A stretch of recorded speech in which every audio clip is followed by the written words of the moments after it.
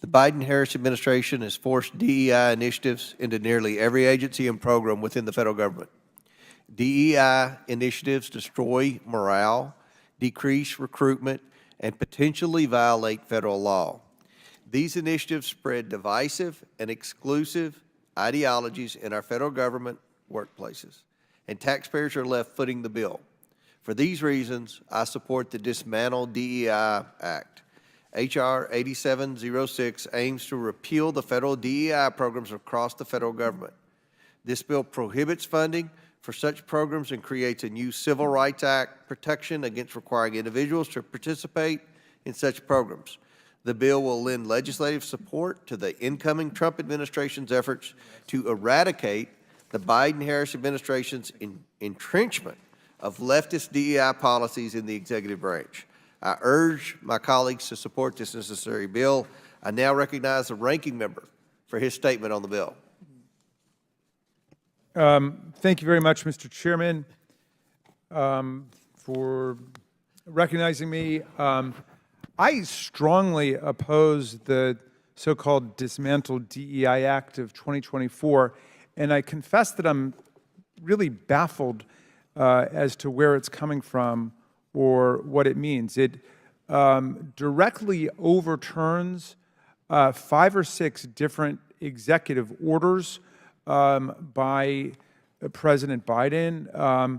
I don't have time to go through all of the executive orders that would become roadkill under this legislation, but let's just take one of them, which simply says that there should be equity in hiring for people who belong to communities who have traditionally faced systematic denial of equal treatment under the law. And then illustratively, it identifies disabled people, people who have faced discrimination based on their religion, people who live in rural communities in the country, veterans and military spouses, people from communities of color, individuals from communities that have faced discrimination based on sexual orientation and gender identity, people who face discrimination based on their status as students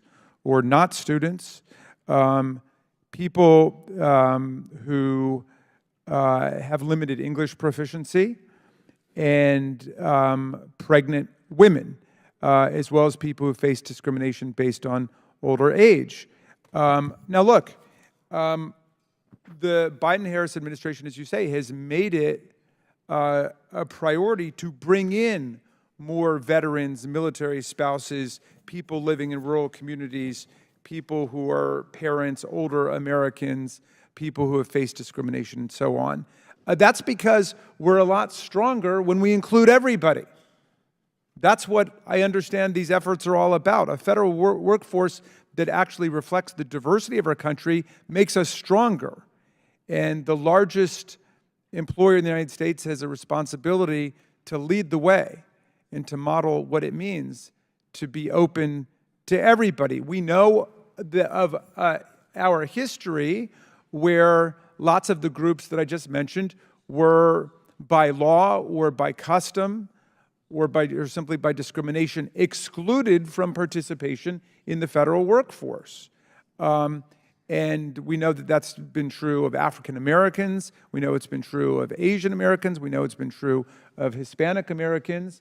There's been discrimination against pregnant women, and so on. So all these executive orders do is to articulate a policy that's based on federal law now, because it's against the law to discriminate on the basis of all of those different categories that I mentioned. Now, that's my first serious objection I have looking at this legislation, which I don't believe we've had a hearing on.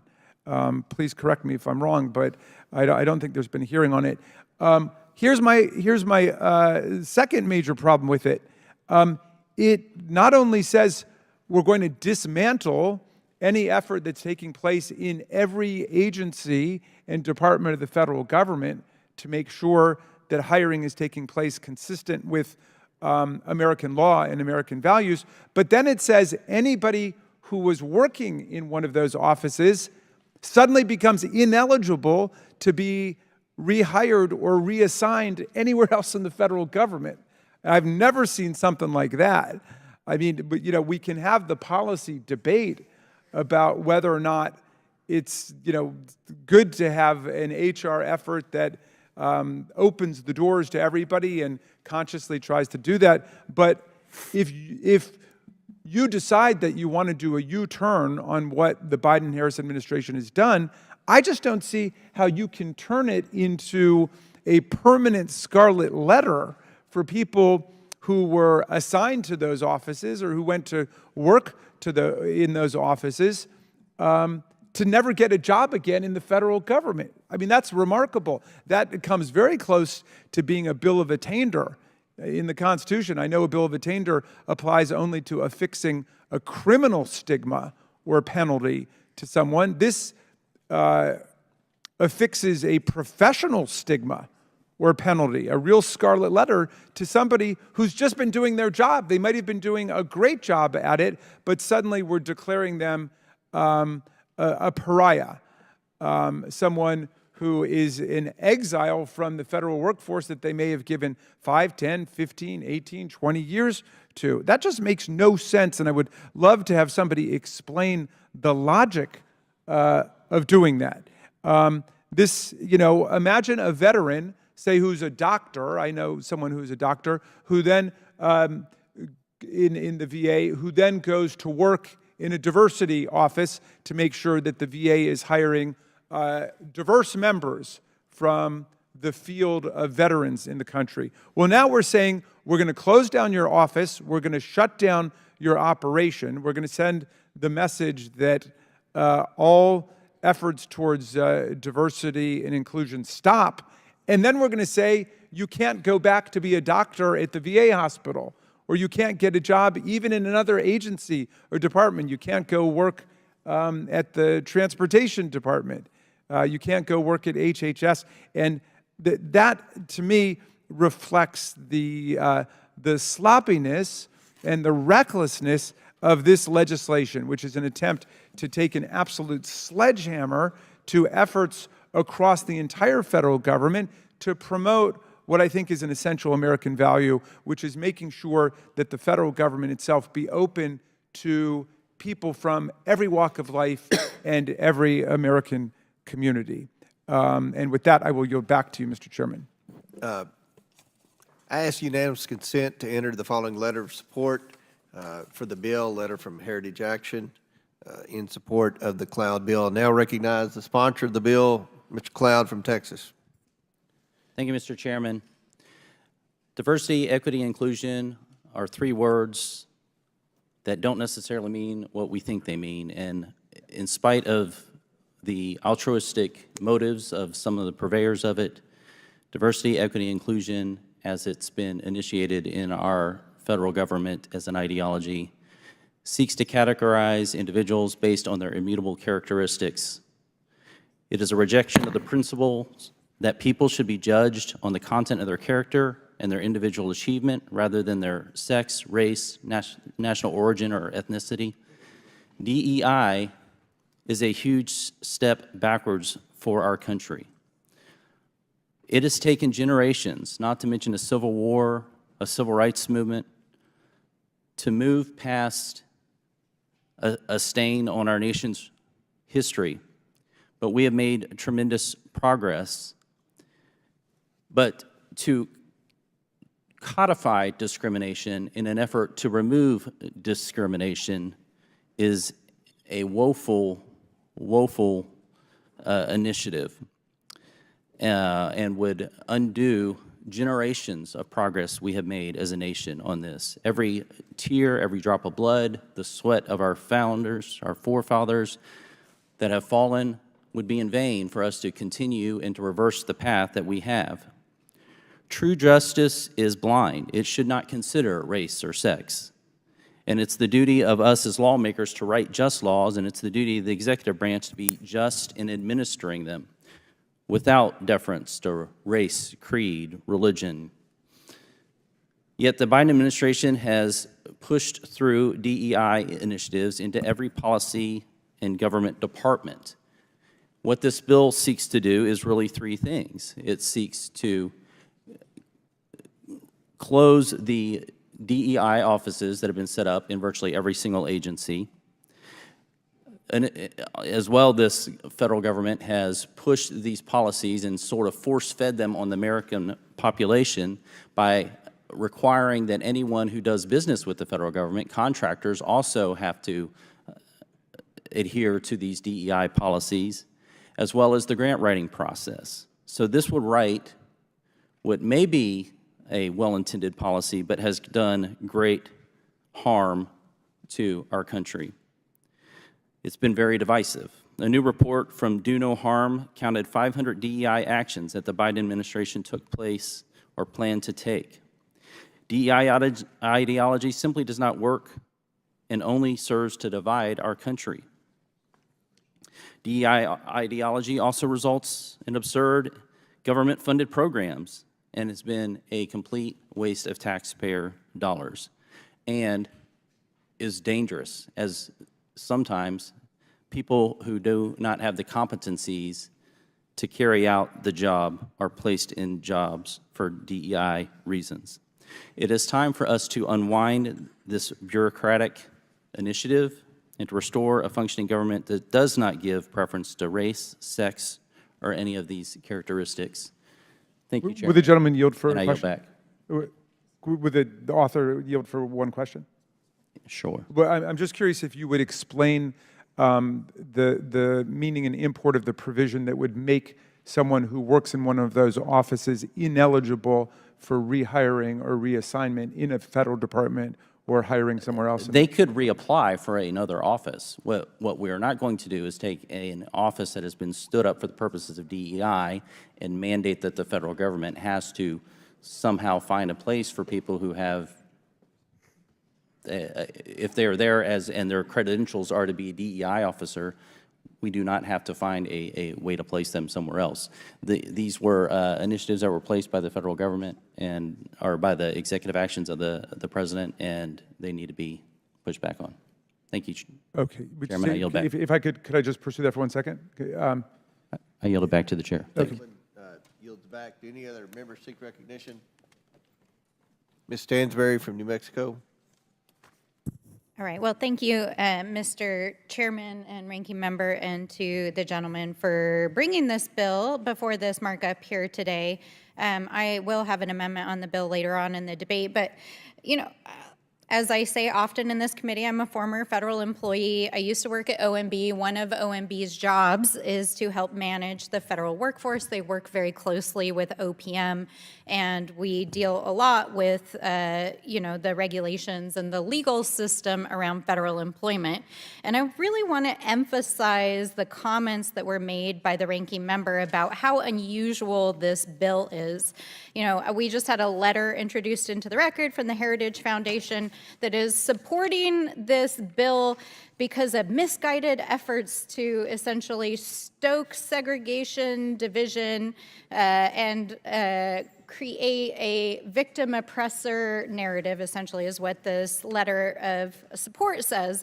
But what is particularly peculiar about this massive bill that's been introduced, and I want to note that the co-sponsor of this bill, or this primary sponsor of this bill in the Senate, is Mr. J.D. Vance, our Vice President-elect, is it literally, as the title says, is about dismantling diversity, equity, and inclusion programs in the federal government. It revokes executive orders. It amends the Civil Rights Act, and it amends other parts of the federal code that protect our federal employees. And then it has this peculiar section that the ranking member talked about, which is actually essentially creating lists of federal employees and contractors that would never be eligible to work for the federal government again. Now, we have a word for that in common parlance. We call it blacklisting. And blacklisting comes from the 1950s, when here in this House of Representatives, there was a Committee on Un-American Affairs that was convened under Joe McCarthy. The purpose of that was to purge the federal government and to accuse federal employees and blacklist them from future federal employment. So I'd like to say, welcome to the new House Committee on Un-American Affairs and to the new McCarthyism, because we have arrived here today Will the with this gentlelady bill. yield? So let's talk about Will the what gentlelady yield? exactly is trying to be accomplished No? by this bill and by the upcoming administration, which the Vice President-elect is participating in here. Now, okay, let's take the argument to its logical extension that this is really about making sure that we have qualified individuals inside the federal government. So my question is then, why is the president-elect choosing absolutely unqualified cabinet secretaries to be at the head of every single agencies? We've got now a worldwide wrestling executive who's going to run education. We've got a sexual predator who was about to have a bipartisan report released by the House of Representatives to be our AG. We've got a Fox News commentator who's going to run the military for us. So if my colleagues across the aisle want to talk about qualifications, they want to talk about efficiency, they want to talk about the federal workforce, then let's talk about it, because you're talking about putting into place leadership in these federal agencies who are absolutely unqualified, who are dangerous, and know nothing about the agencies that they're about to be appointed to lead. So this is not about qualifications. This is not about having a qualified federal workforce. This is about laying the ground for the purge that they plan on January 20th and in the days afterwards. And we know that because the very organization for whom the chairman just submitted this letter of support is the Heritage Foundation, who wrote Project 2025, which gave us the blueprint for the purge itself and what they are planning inside every single one of these agencies. So we need to be clear-eyed about what this actually is and about what is trying to be accomplished, and why 4 weeks before we're about to adjourn for the holidays, the Republicans are bringing this bill to a markup without an actual hearing. This is modern McCarthyism. They are preparing for a purge. They are going after members of the federal government who are advancing because they are people of color, women, LGBTQ+, other members of our community who have been excluded systematically from participating in federal service and leadership positions, and then they're going to put their own unqualified loyalists in there to take out our federal workforce. That is what this bill is about. It's about creating a statutory framework to do that, and we're going to fight it every step of the way. With that, I yield back. The lady yields back. Any other members seek recognition? Mr. Chairman. We'll rotate back and forth. Thanks, Mr. Chairman. Mr. Biggs from Arizona is recognized. Then we'll go back. Thank you. I appreciate the gentlelady's statement. I assume that she's referring to Pete Buttigieg or Javier Becerra or Mr. Mayorkas, who were unqualified appointees of the current administration. I find that interesting. But I also find it interesting because this bill it has some interesting things in here. The first section, Section 1201, or Section 3, which is 1201, says that you cannot discriminate for or against any person on the basis of race, color, ethnicity, religion, biological sex, or national origin. That sounds, you're going to read that to my constituency and most Americans, I think they're going to say, hey, that's not a bad idea. You cannot require as a condition of employment, as a condition for promotion or advancement, or as a condition for speaking, making a presentation, or submitting written materials that an employee undergo training, education, or coursework or other pedagogy that asserts that a particular race, color, ethnicity, religion, biological sex, or national origin is inherently or systemically superior or inferior oppressive or oppressed, or privileged or unprivileged. I don't know. As we look at this, you can either celebrate moving together unitedly as the United States of America, we as a people, where we accept each other and try to move the country forward, or you can say, well, look, we're going to divide everybody. And that's what has happened under this administration through the codification of these executive orders. Oh, they haven't been codified, but through these executive orders, which are designed to actually separate instead of bring people together. That's a shame. And I respect that we have differences across the aisle on this issue, but I hope that one day we really will be a united country, united, and I think this bill is trying to make the point that systemically established these executive orders have done the exact opposite than that. So with that, Mr. Chairman, I'll yield to the gentleman from Texas if he needs the time.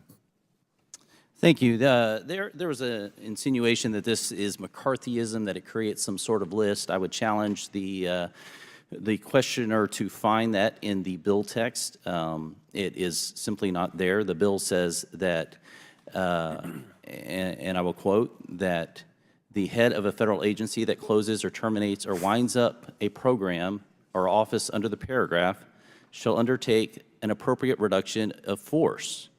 So if we have stood up an agency for the purposes of DEI, that we will reduce that force load on our federal government for the same amount that it was at. It went on to say it may not transfer, reassign, redesignate any employer or contractor with a position or function that is eliminated. It does not prohibit anyone from reapplying for an office or using their background in another, their experience in another initiative or area of expertise in our federal government. It does not create a list of that employee or ban them from ever participating in government. It just says if we have created an agency for the purposes of DEI, we are going to reduce that office and not have it be a burden on the American people. If we hired people for the purpose of something that we are not going to be doing anymore, the public service, as we all know in our offices, is not a right. It is a privilege, and if there's a need for that office, then great, but being employed for the purposes of something doesn't automatically guarantee you continued employment in our federal government unless you're meeting a need that provides an ROI to the taxpayer, which this does not. Gentleman yields back. Who else seeks recognition? Mr. Garcia? Or Mfume? Yeah. Okay, Mfume. Thank you very much, Mr. Chairman. I'm going to stand in strong opposition to this, and I look forward to the larger debate, both in the committee and certainly on the floor. I just think it's a bad way to go about trying to solve a problem. And, you know, when I look at this, I have to look through the lens of history in terms of how we got here. And so for me, historically, this really all found its weight in trying to deal with a very real American problem of discrimination and servitude. For me, this was about a race of people who had suffered, endured, and survived 2 centuries of slavery, oppression, deprivation, degradation, denial, and disprivilege.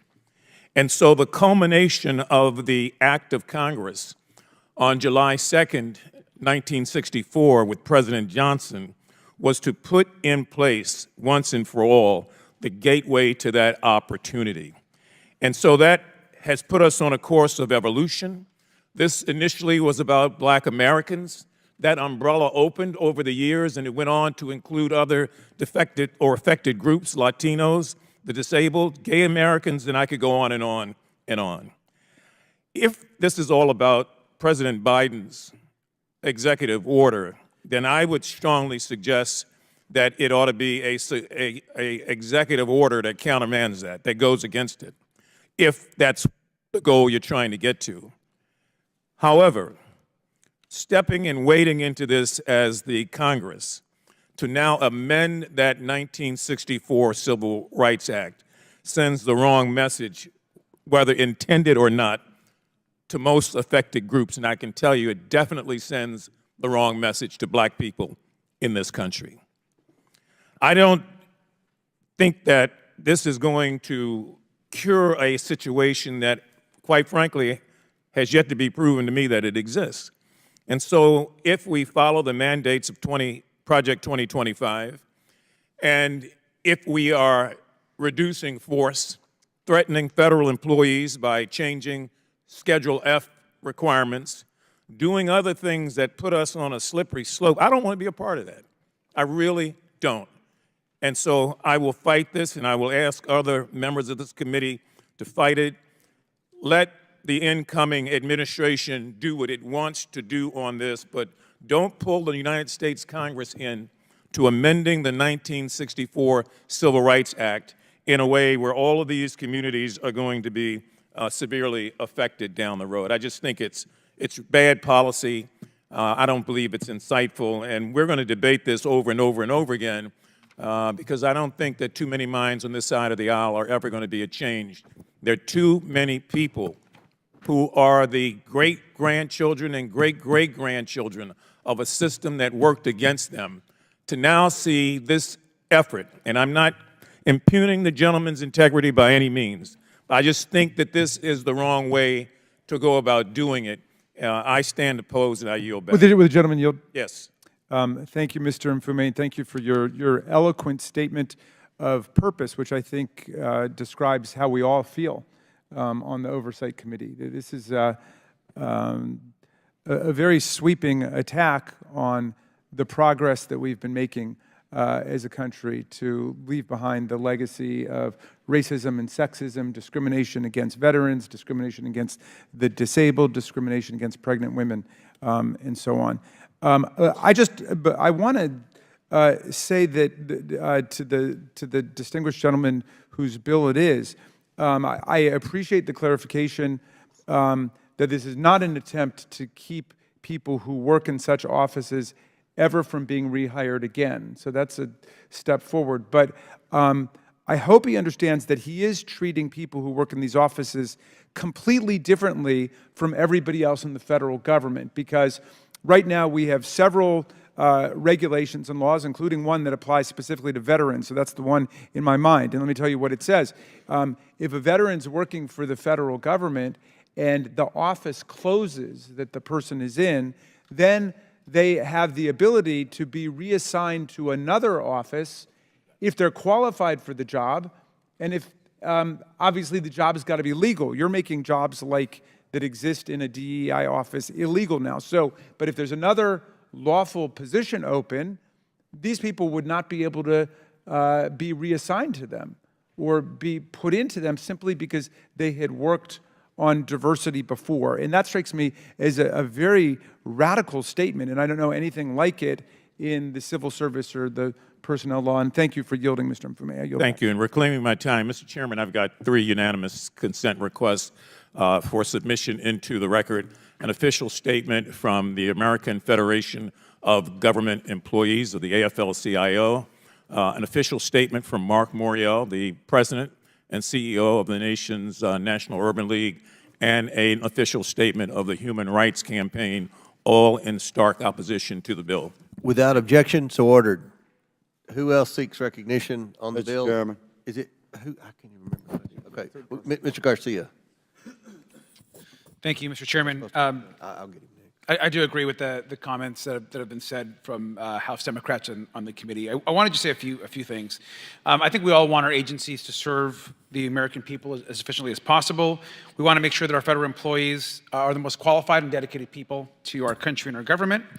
When I was mayor of Long Beach for the last 8 years, I had a workforce of about 6,000 people, including an incredible police department, firefighters, an efficient port.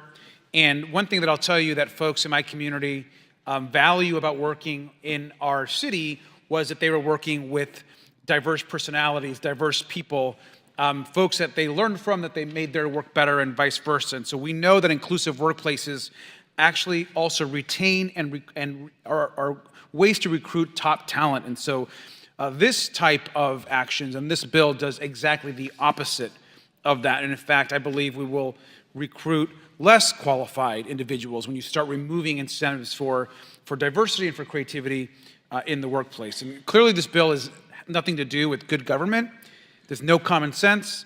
And unfortunately, it's about purging, in my opinion, Donald Trump's enemies.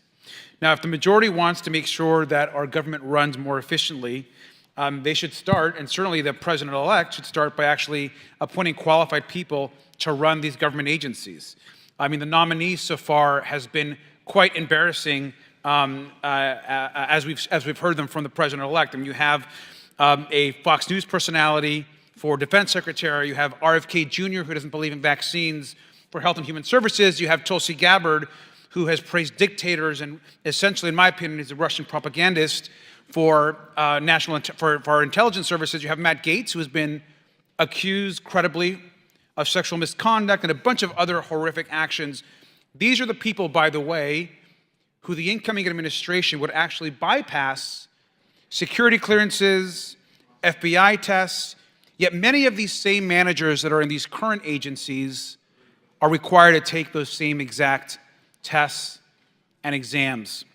And so I think this is incredibly hypocritical when there are same members of this committee who are praising those agency heads that are going to be coming in who have little scrutiny, and yet they want to remove important programs around diversity, around supporting all people, around uplifting equality within our government. So I strongly oppose this bill.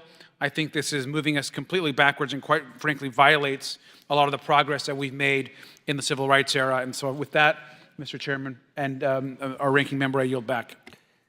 Chair now recognizes Mr. Higgins from Louisiana. Thank you, Mr. Chairman. To my colleagues on both sides of the aisle, I'm an original co-sponsor of this bill, and I've noted some of the comments here, and I believe we should take a step back and ask ourselves, you know, what do we seek in our republic regarding individual rights, liberties, and freedoms? And do you believe in those core tenets of our republic or not? We have an opportunity before us with this bill to push back against it. The ranking member mentioned a sweeping attack. Yes, this is what we have suffered. We have suffered as a nation a sweeping attack against equality. That's exactly what we're fighting against. Another colleague mentioned oppression and degradation. It's exactly what we're pushing back against. This is a bill that eliminates government-sponsored oppression of individual rights, liberties, and freedoms in the land of the free.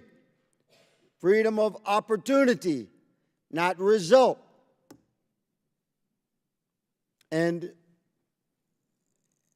reflected upon the gentleman's comments of our former colleague, former Representative Gaetz, he's not here to defend himself. So let me speak on his behalf for all Americans accused of any crime at any level. I refer you again to our Constitution. Every American has the right to be recognized as innocent until proven guilty. Representative Gaetz has certainly demonstrated that he is a brilliant litigator. He's represented the interests of his district, and his own principles will sometimes vary from mine. He and I have very different opinions about some things. He's a highly qualified and brilliant man. And to attack him with accusations by name in this committee is wrong. The man's not here to defend himself. So I support the bill, Mr. Chairman. It is quite simply a strong response to the oppression of our individual rights, liberties and freedoms as Americans, regardless of color or creed or political affiliation or where you stand upon the economic strata, what your background is or your heritage. All of us should be counted as Americans equal as we move forward through the course of our life on our journey, and we should not face obstructions that are baked into our government bureaucracies that exclude citizens strictly based upon their color, their heritage, their creed. This removes those oppressions. Mr. Chairman, I yield to you, good sir, the balance of my time. Yes, sir. Yield to the gentleman from Texas. Yeah, first of all, I want to thank you, Mr. Nfume, for not, for realizing we can have different views with the same goal and have altruistic motives on both sides. I just want to thank you. I appreciate that. Our founding documents talked about having a nation where we recognize that all people were created equal. Martin Luther King talked about that being a promissory note because, as we know, that had not always been the case and has not always been the case in our country. And it took too long and has taken too long for us to get where we need to go. But he also said that we shouldn't use the results of segregation, and I think we could also say discrimination, as the justification for future segregation or discrimination. That's what this bill seeks to do. It seeks to reverse some of the policies that have, instead of looked at merit or qualifications or the like, and institute a policy where you are hired on those things instead of where the first thing we look at is factors about our character, our personality, our skin color, our sex, whatever the case is in qualifications for a job. And I'll just point out, you know, there's many of examples, but the Air Force's Diversity and Inclusion Resource Book has recommendations for unconscious bias, race-specific learning, cognitive diversity teaming, general diversity and inclusion and belonging, and it includes a book title called White Rage. This is the kind of things that are going. We should not discriminate at all in our government. This bill supports that, if you read the first title. And we just do not want to go down the path where we've spent decades and literally generations moving away from these sort of discriminatory practices. The idea is not to codify these as we continue to move forward and work toward a more perfect union. Thank you. Would you yield? Would you gentlemen yield? My time's up. It's not my time either, but it's up to the chair. I'd be happy to. Yeah, if you do you want to yield? Yeah, go ahead. Sure. Yes, sir. Would the gentleman agree that what this bill does, in essence, is to come up with a new definition for discrimination? I do not agree. Well, then if we use the old definition, the bill is way out of line, in my opinion. And the notion about government-sponsored oppression, which my colleague from Louisiana talked about, for me, government-sponsored oppression was the Black Codes. For my parents, the Dred Scott decision, the Runaway Slave Act. I mean, that's going hardcore to when the government is actually sponsoring oppression. But if we're talking about doing away with diversification initiatives, this is an axe. This is not a knife. It's not pinpoint. It's an axe, just to do away with everything under this new discrimination, which leaves a lot of people unprotected, a lot of people out of work, government employees and private sector employees to some extent. But most of all, it doesn't solve the problem. It doesn't deal with the real problem of discrimination, racism, and the things that we have come to abhor and say and pledge that we're all against. This is just so broad that I believe that, as I've said before, I'm going to stand in opposition to it. And I can only talk about this from my perspective as a Black man living in America. And I'm telling you, it's the wrong thing and the wrong way to do it. And I would strongly suggest, as I said, and I'll yield back, the gentleman who's kind enough, and the chair, I really believe that in this instance, the Congress should not be wading in to amend the Civil Rights Act of 1964 because of an executive order by a president that you may or may not like. That ought to be undone, I think, by another executive order if you're going to do it that way. But to do this, I just can't support. I yield back.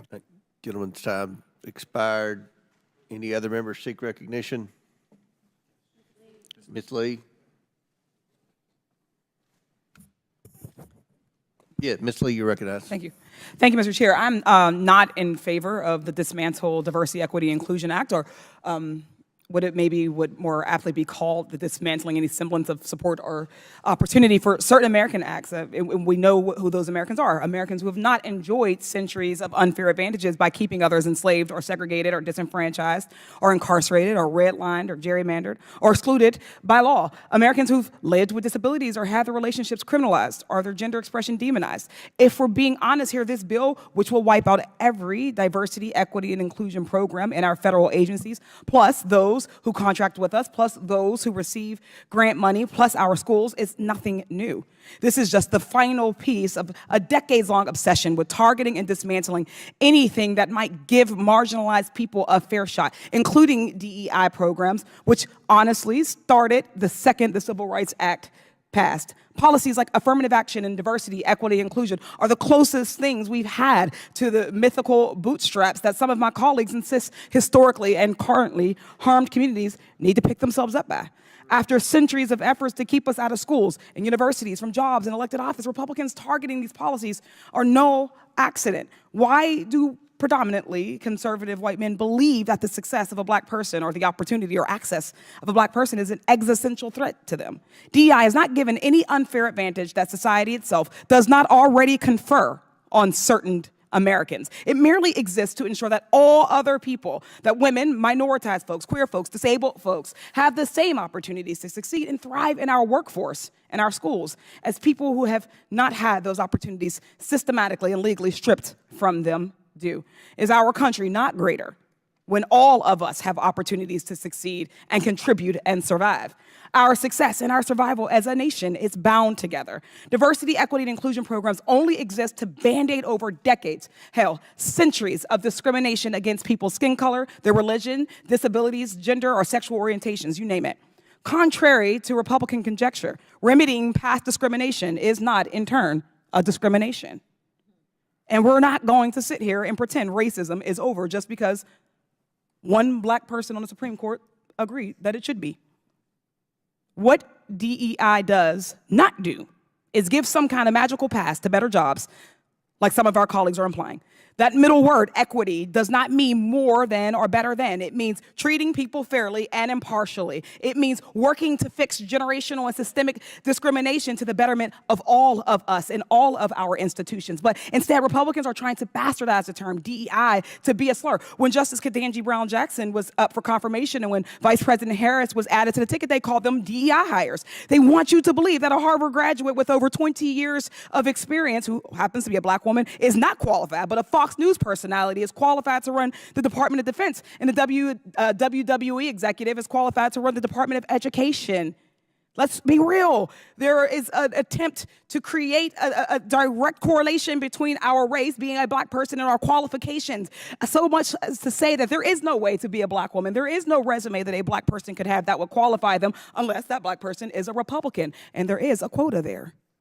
And while all of this is happening at the top level of our government, I can promise you these same things are happening on every single level of government and private sector. But those people don't have a national platform to speak out against discriminatory treatment. Where is a federal worker supposed to turn when another coworker says a racist comment to them in the break room? Where is the same-sex couple who is denied housing supposed to, because of their relationship, supposed to turn? Where is a pregnant woman who was fired for being pregnant supposed to go? Often the only place that they have to give them recourse are the diversity, equity, and inclusion programs. These folks just want to do their jobs, serving the American people in an environment that feels safe and supports them. Making work a better, safer environment for some does not mean it automatically is worse for others. And those complaining about DEI training are probably the ones who need it the most. My Republican colleagues have got to stop punching down on already marginalized communities and face their own fears of a level playing field privately. It's shameful. I yield back. Gentlelady yields back. Any other members seek recognition? Mr. Burleson from Missouri.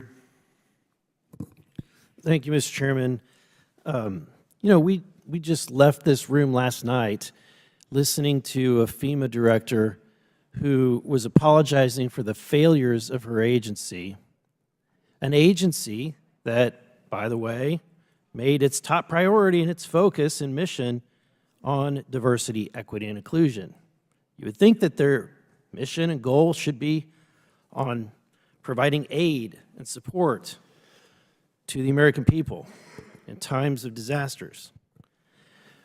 Just months ago, we had another individual sitting at this table during a hearing who was apologizing for the failures of Secret Service because of the events that happened in Butler, Pennsylvania.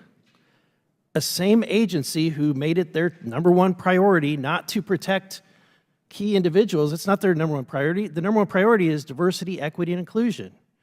And look, I think that what's happened here and what I think that we may not understand is I think we perceive DEI as a shift from the Civil Rights Act and into, instead of discussing equality of opportunity, we're now focused on the equality of outcome. And it's only common sense, it's only logical that you cannot dictate an equality of outcome unless you eliminate the equality of opportunity. This agency has done that. In my opinion, they have moved on from the Civil Rights Act and moved on towards this equality of outcome, which, in my opinion, is shoehorning some form of Marxism into what is a noble cause, which is to try to root out and eliminate discrimination in the workplace. And so that's the motivation behind this, and that's why I'll be supporting it. Gentleman yield. Does the gentleman yield? Someone asked if you. Does the gentleman okay, yield? Stansberry asked. Okay, no. Gentleman's time's expired. Any other members seek recognition? Yes, Ms. Presley from Massachusetts. Thank you. This bill titled the Dismantling DEI Act is an utter disgrace. Having sat and read the text in preparation for today's markup, I have yet another example to tell my constituents about the unserious work of the Republican Party. Now, I'll work with anyone serious about progress who wants to center the people who call this country home. This isn't it.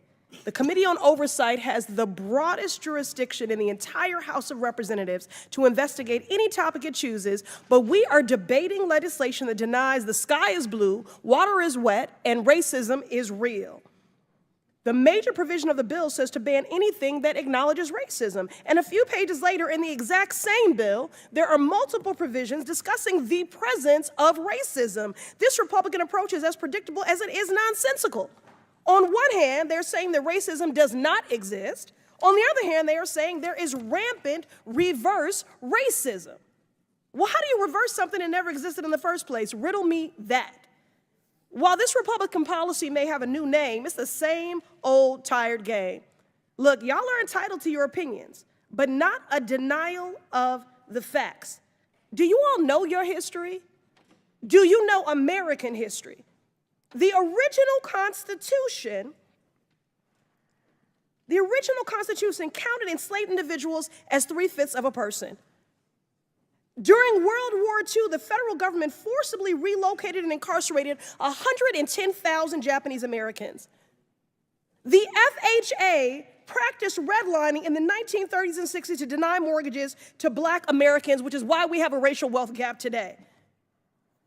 I could go on. The GI Bill, which is supposed to be race neutral, denied access to Black Americans, denying them equal access to education and housing benefits, which is why we do not have generational wealth.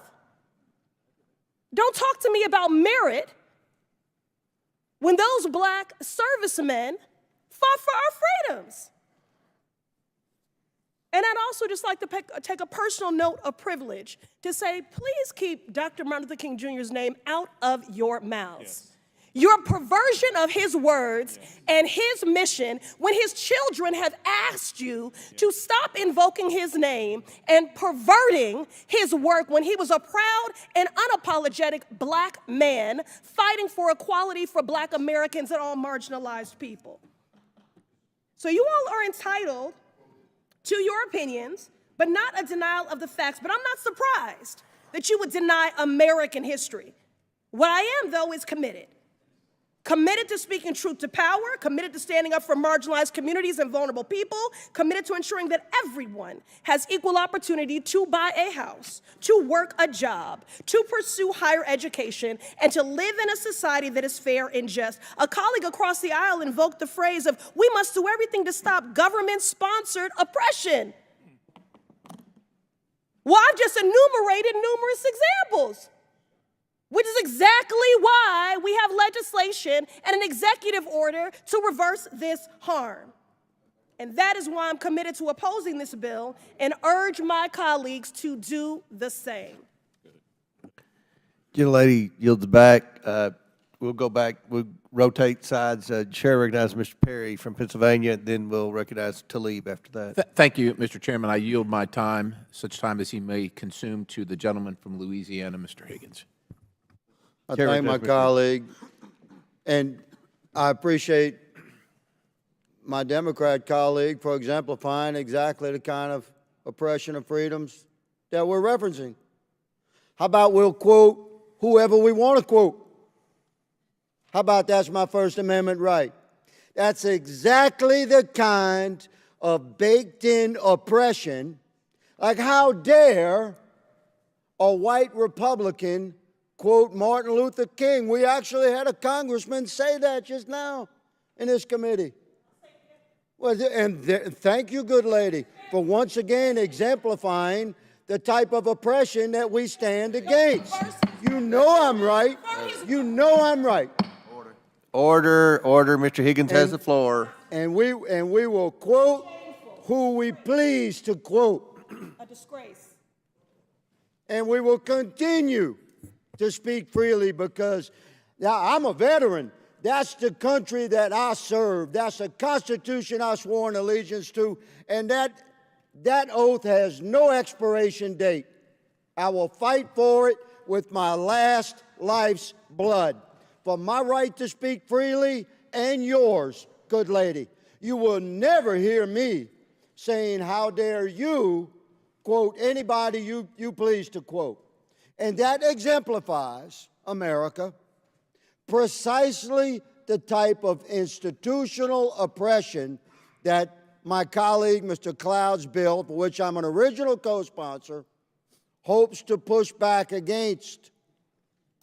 But Mr. Higgins, have you read your own bill? Have you read your own bill? Because it is trying to regulate speech. It is actually Hey, Ms. Stansberry, you're out of order. Ms. I yield Stansberry, back you're to out of Mr. order. Perry. It's Mr. Perry's time. Chair recognizes Mr. Perry. Thank you, Mr. Chairman. I yield the balance of the time to the gentleman from Texas, Mr. Cloud. Mr. Cloud. Thank you, Mr. Perry.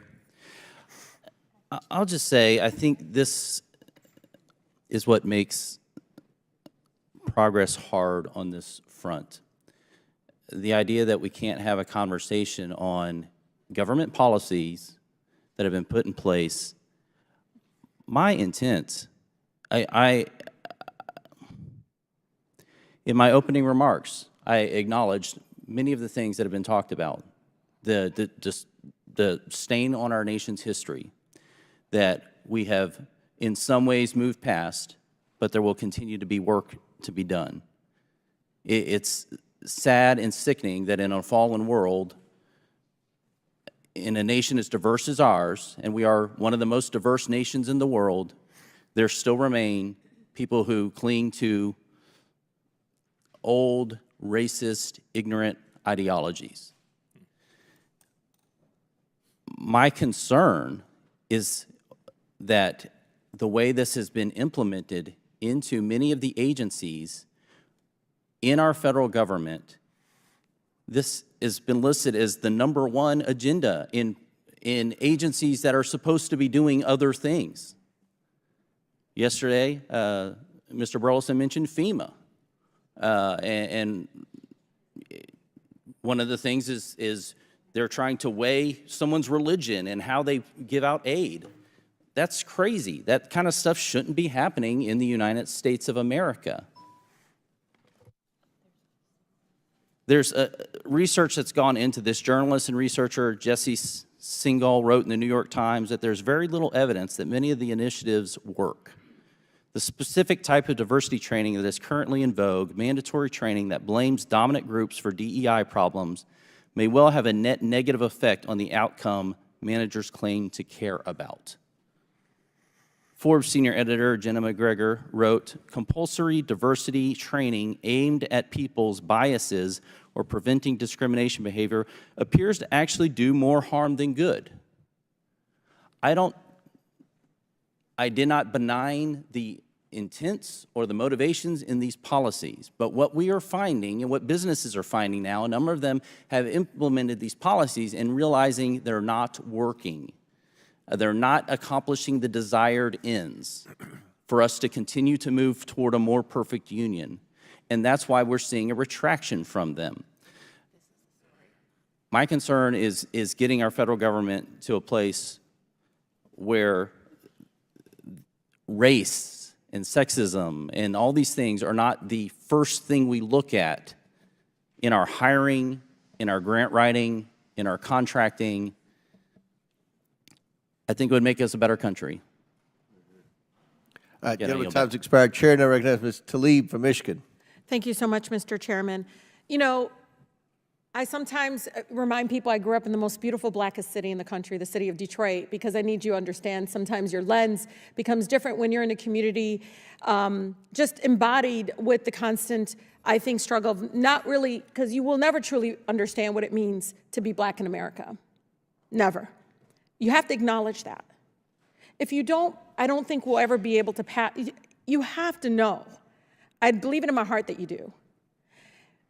And, you know, this black pastor told me, you know, I'm sitting in the pew, of course I'm sticking out, and Pastor Bland Jr. looks at me in the audience, and I just felt like he was just looking at me, but, you know, if you're a good pastor and you know what you're doing, you always think he's just talking to you. And he said, you know, our country is not divided, it's disconnected. And when I think about that, I think about the fact that we continue to disconnect because we allow segregation to live and breathe in a way because, you know, people are more comfortable that way, right? You hear people say, well, that's not my fault. I'm a better public servant, a better American, and everything because I went to a beautiful, diverse high school, you know, because where I lived, that's the high school you had to go to. We all went to those neighborhood high schools. There was something beautiful, though, because I went to school with Hungarians and Polish and Latinos and black folks and Muslims and I mean, just all different kinds of backgrounds of people from all different likes. And it was something I think that many of our neighbors across the country will never, ever really experience, and I think it keeps us divided. When I think about this bill, I think about not just, obviously, the importance of diversity and inclusion and trying to make sure that our government is reflective of who we serve. But many of the people we hire, it's also their lived experience. Their lived experience is going to have them lead with some sort of compassion that we'll never again have similar because we haven't lived the life that they have in our country. And I'm not just talking, I'm talking about all different backgrounds. And I just feel like we're in here talking about this in a way that I feel like is just going to continue to divide us. And the acknowledgement that everything's okay. There's no way you haven't been in spaces where you hear it. In the Michigan legislature, Chairman Comer, a man, you know, was a minority witness in the Michigan House and used the N-word in such a derogatory word. My own state representative was in tears afterwards, thinking of her child, her beautiful, lovely son, adult son, but just thinking, my God, he thought that it was okay, that he was somehow emboldened to use that word in the people's capital in Lansing, Michigan. We have a lot of work to do. I just think this is not it. We got to make sure that we're focusing. No, really, we got to make sure that we're putting people in the room. That sometimes we got to make sure they are in the room together, because they're not going to come in the room together unless we require it or urge it to happen, because we know if we do that, then all the services, the way we move as a federal government, will be reflective in a way of leading with that compassion I think that is needed. I just urge us to please just step back and understand that. And I'm not going to tell you, I fully understand where you're. I just know that there's no way you don't know that racism is very clear in these spaces, especially here in an institution that wasn't ready for someone like me. And it sure the heck sometimes isn't even ready for the American people, our own neighbors across our country, that will have to be inflicted in coming to get whatever services. God, it's something beautiful if they can look at somebody that is reflective of them and understand their lived experience.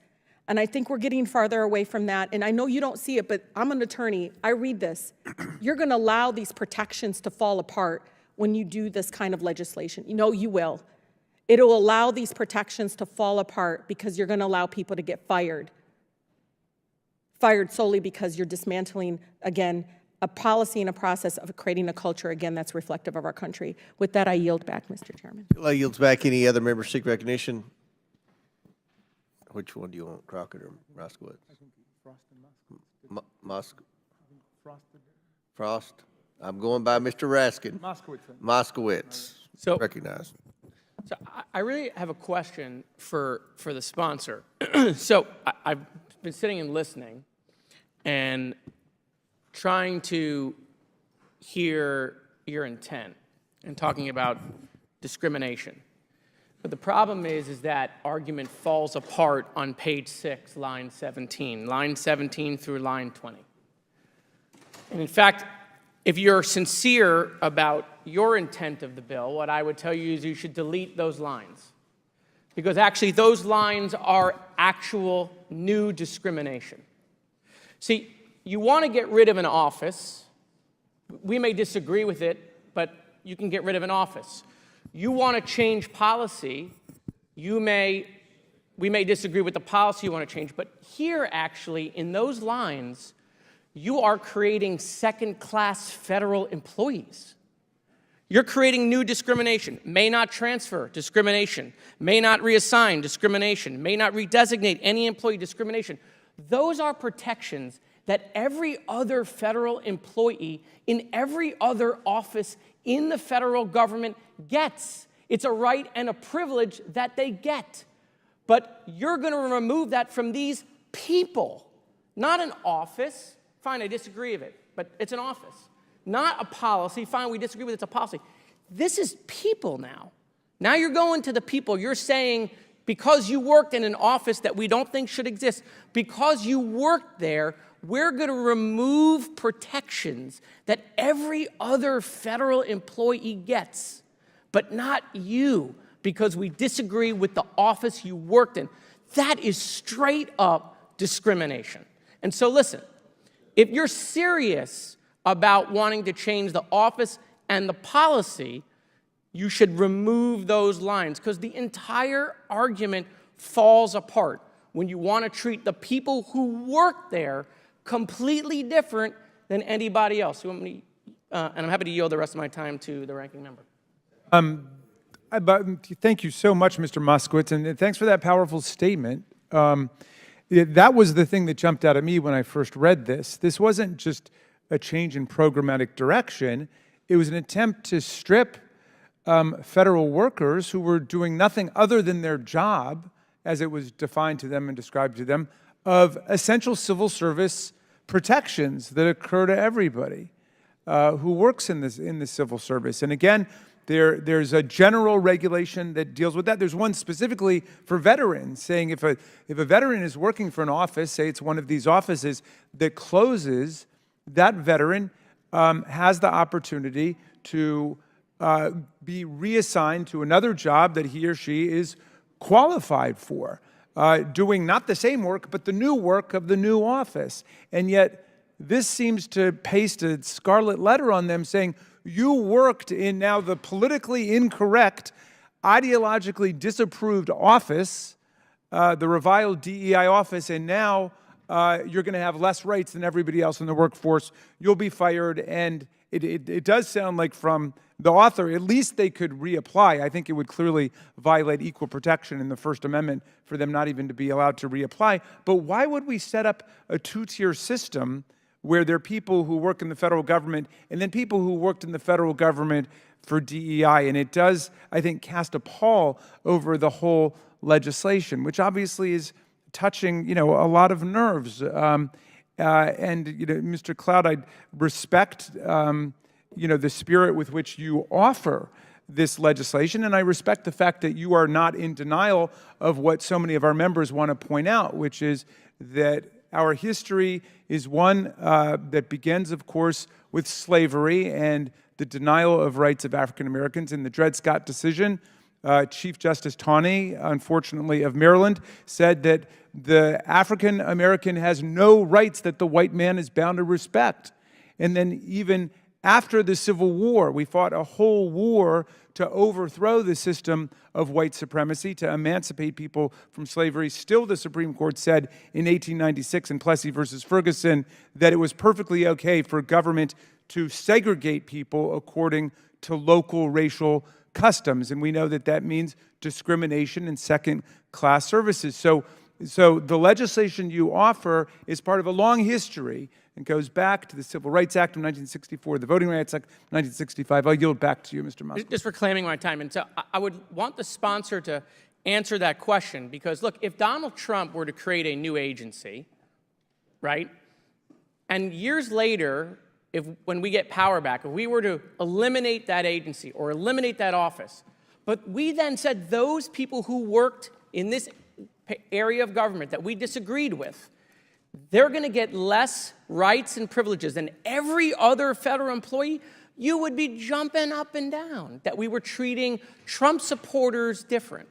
And so what I'm saying to you is, if your intent is to change policy, and if your intent is to eliminate an office, we may disagree with that, but don't punish the people who work there and treat them different than everybody else, and then say this is about trying to change discrimination. I yield back. All right, gentleman's time's expired. I think we go back and forth. Do you want me to answer? If you want to answer the question, feel free. Sure. The first thing I would say is sometimes in Washington, and this is a bipartisan issue, we can tend to think that the American people exist to support the federal bureaucracy.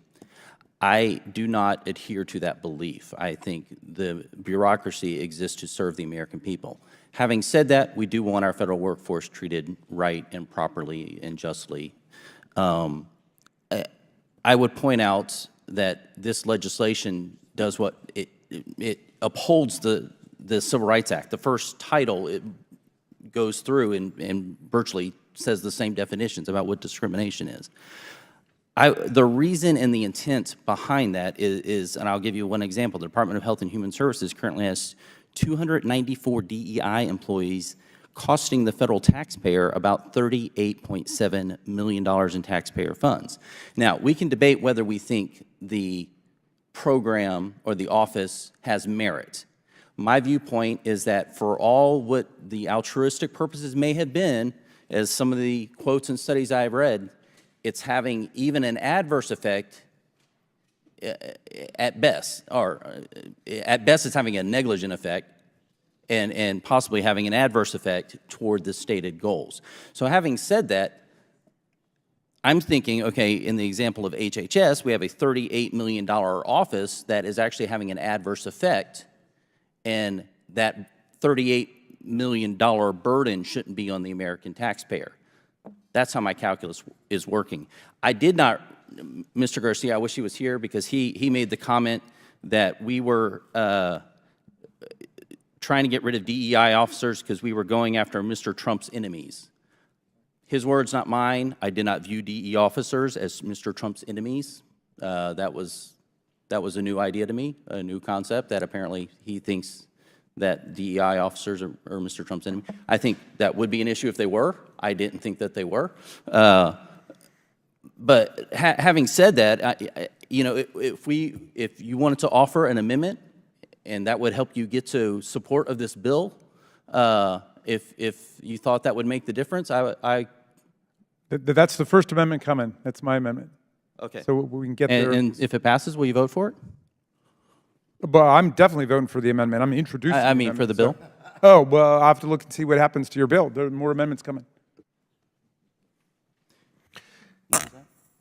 Ms. Crockett, is she next? Yep. Okay, Ms. Crockett. So many of you know that I practice law, but some of you don't realize that I actually was a business major out of Rhodes College in Memphis, Tennessee. And the emphasis that I got in my business degree was on finance. And as I traveled the country campaigning this election cycle, one of the things that I talked about was this idea that in finance, we always promote this idea of diversity.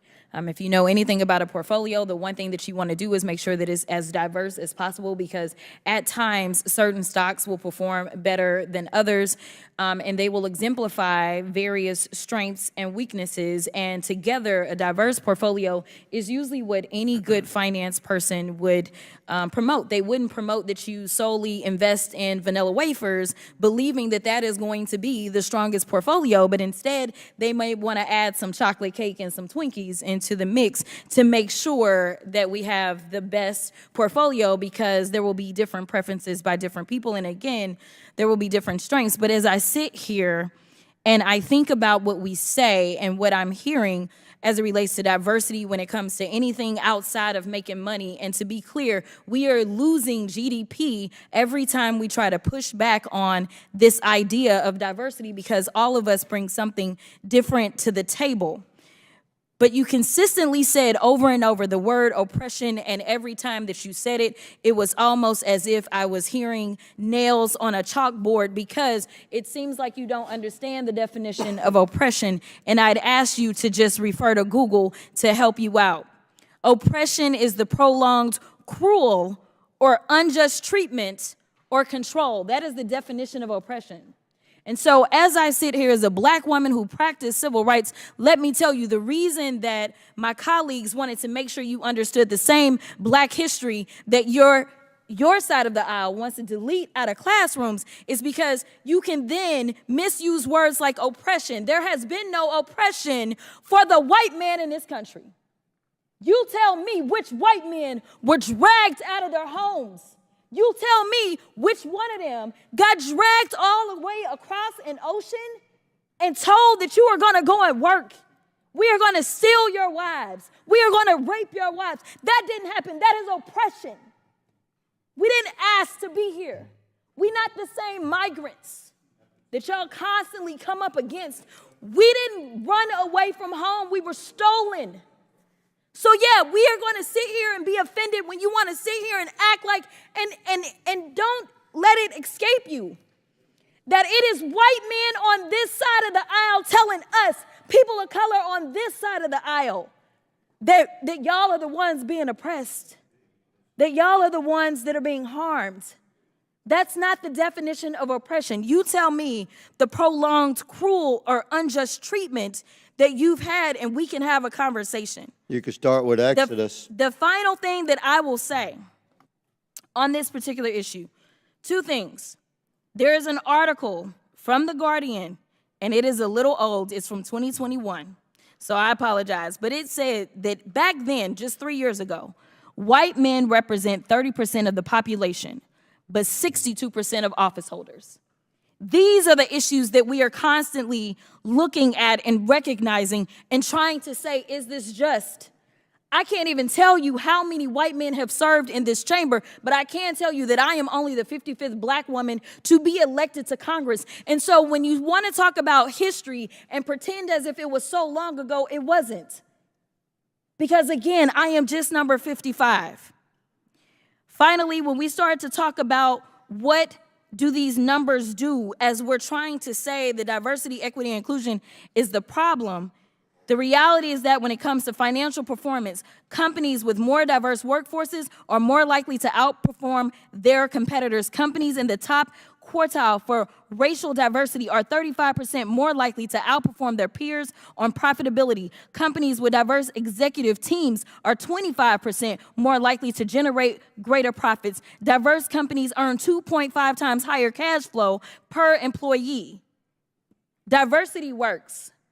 And until you can show me data that says otherwise, I think that we need to go back to being a country that listens to experts and gets out of our feelings and recognizes, again, that racism is real in this country, and until we stop pretending that it's not, we will not solve the problems that we are consistently facing, and that will bring real unity that we seek when we're looking for a more perfect union.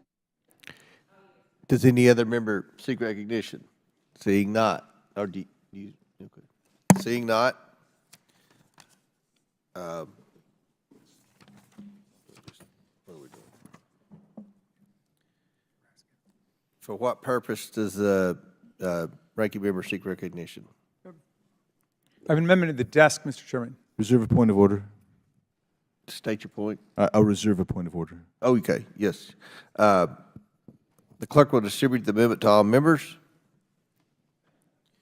The committee will suspend while we distribute the amendment.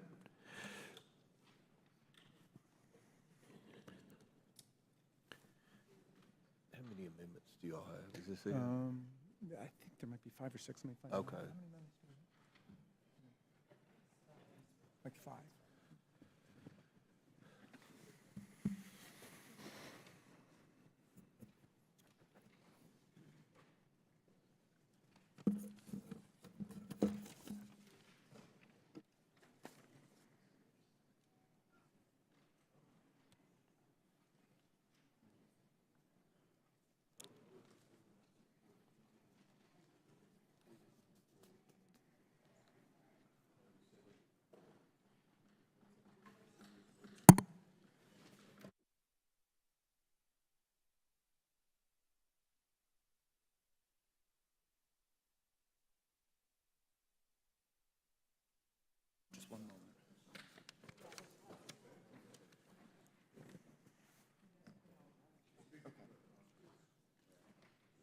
Ready? The clerk will designate the amendment.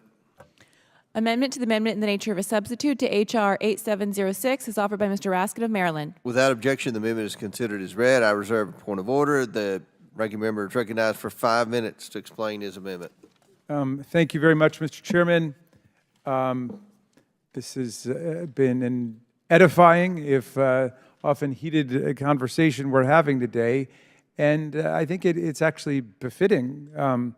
The First Amendment and the Speech and Debate Clause, we are the world's greatest multiracial, multi-ethnic, multi-religious constitutional democracy.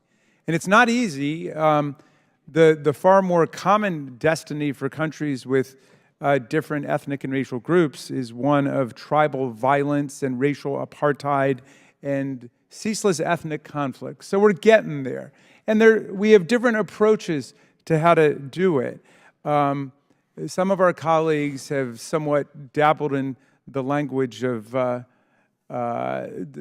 race silence now, not talking about the past, not talking about what we've gone through, and everything will be all right. Well, that was definitely not the position of the radical Republicans who led us through the Civil War and the Reconstruction period.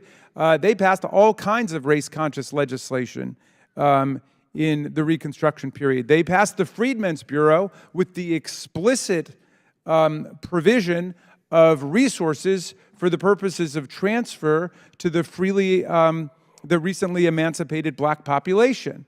The radical Republicans led Congress in passing legislation to establish schools for black people, not integrated schools, but schools for black children, explicitly race-conscious, because they understood that the meaning of the 14th Amendment and equal protection and the Reconstruction legislation was not just to create some sterile notion of colorblindness, which was not in the 14th Amendment or any of the debates about it. It was to actually help people get up after centuries of oppression, as my colleagues have described it, after centuries of violence and dispossession and legalized slavery and subjugation and control. So we have a difference now, I think, substantively about whether it's best to deliberately and consciously open government up, and not just to black people and Latino people, but open it up to other people who've been traditionally left out, including veterans, including people in rural areas. Your legislation would overturn all the executive orders that deliberately try to get the government just to think about getting applicants in the door who come from traditionally disfavored and discriminated against communities. But we understand, all right, we've got an honest difference of opinion about that. But I want to go back to what Mr. Moskowitz was saying, which is even if we disagree about the validity or the utility of these programs, and we think that they've been very successful in terms of opening the government up to the whole country and being very effective and productive for America.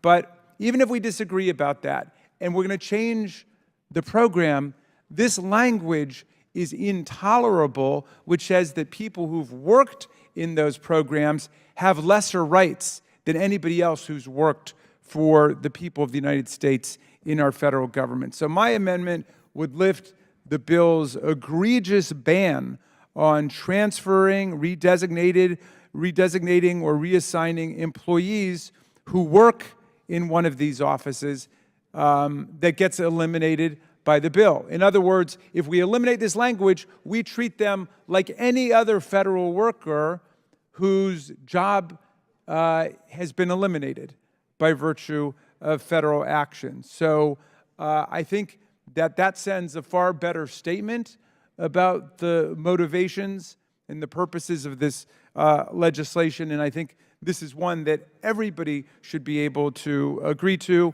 And with that, I submit it to the wisdom of the committee. Mr. Chairman, I yield back. Gentleman yields back.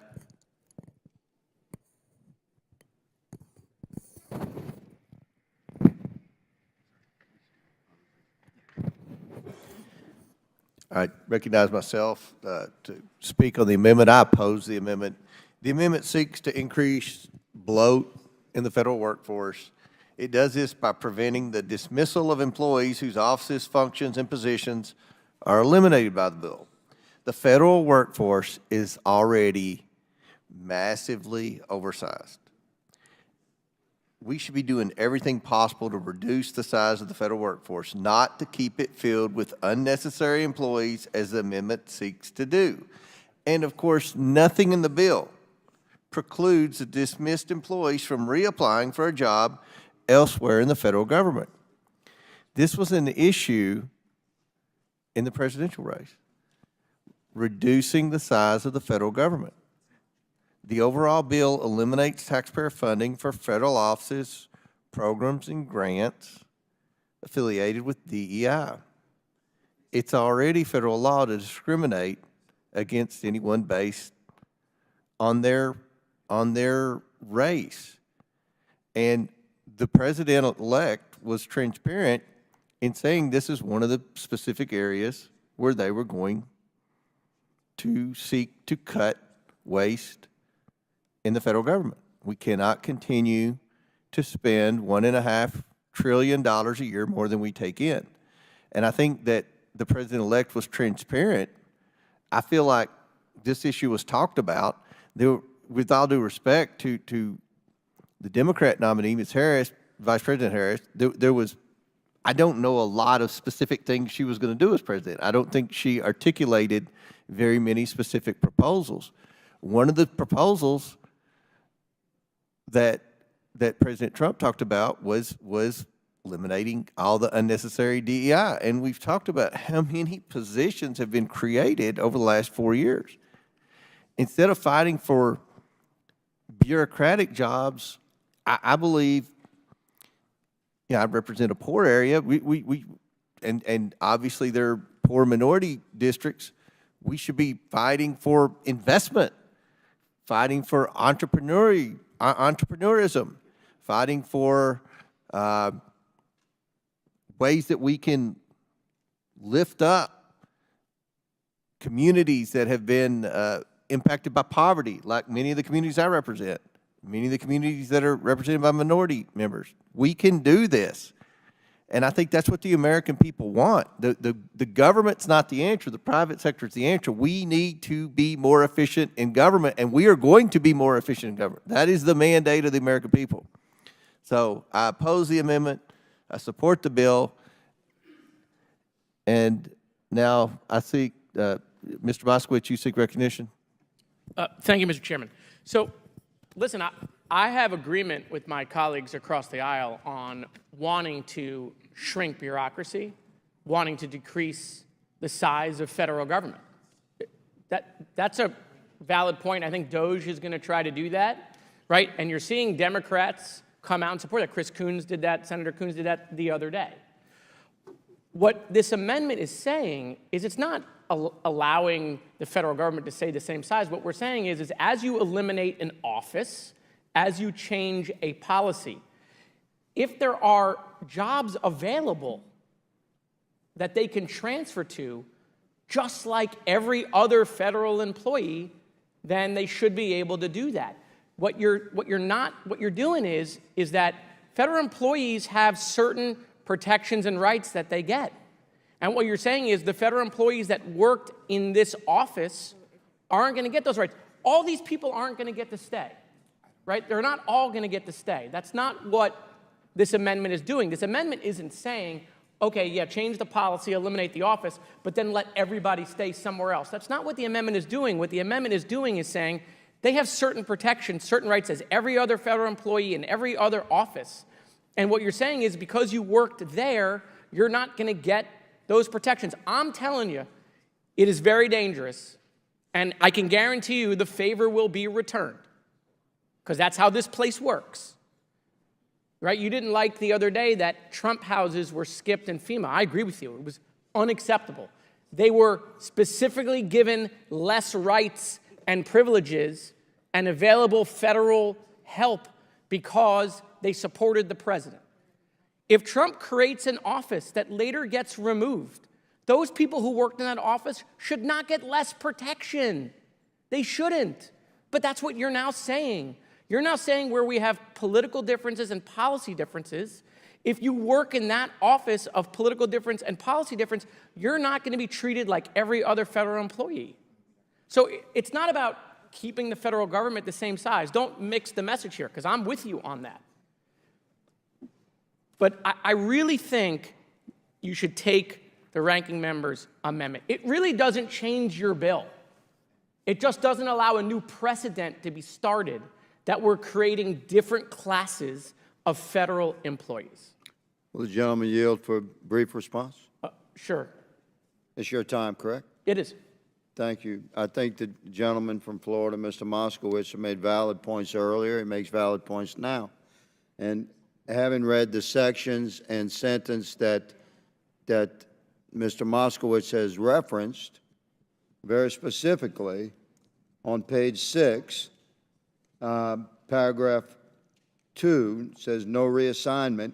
The head of a federal agency that closes, terminates, and winds up a program or office under paragraph 1. Then there's subparagraphs A and B. Subparagraph B says may not transfer, reassign, or redesignate any employee or contractor with a position or function that is eliminated by operation of this subsection. And I believe that the gentleman is stating that if you close down a DEI department and you have a qualified employee that would like to transfer to the construction supervision department, that executive authority within that bureaucracy should be able to transfer that person from the DEI department to the other department. Is that correct? If that job were available. If that job was available, yes. That would be a right that every other federal employee would have. I concur with that concept, but the ranking member's amendment is far more broad. So I'm going to oppose the ranking member's amendment because it eliminates the entire section of 101. But if you were to offer an amendment, specifically what we're describing, I would support that amendment. I yield. Everybody yield back. Any other member seek recognition? Mr. Well, we was Moskowitz, now Mr. Cloud. Okay, Ms. Stansberry. All right, thank you so much, Mr. Chairman. I want to rise in support of the amendment and reiterate, but also explicate a little bit on this concept. So, you know, you learn a lot about a bill not only by what it says, but by what it doesn't say. So if the explicit purpose of this bill, like we're just going to take your logical argument here, is to do away with these DEI offices, which you believe are not necessary, which obviously we disagree with on the premise, then why not just be silent about what happens to federal employees that are involved in these offices? But the bill is not silent about them. The bill includes these phrases that the ranking member's amendment is striking because literally the bill has punitive outcomes for employees that work in these offices. And that is what this amendment is trying to strike, is the punitive measures that are put into place. I know that we've already read pieces of this, but one of the sections that it would strike says no reassignment. So the heads of a federal agency that closes, terminates, blah, blah, blah, may not transfer, reassign, or redesignate an employee or contractor. So if this was just like, okay, we're gonna shut these offices down, there's no reason to have punitive language to the employees that would work in these offices.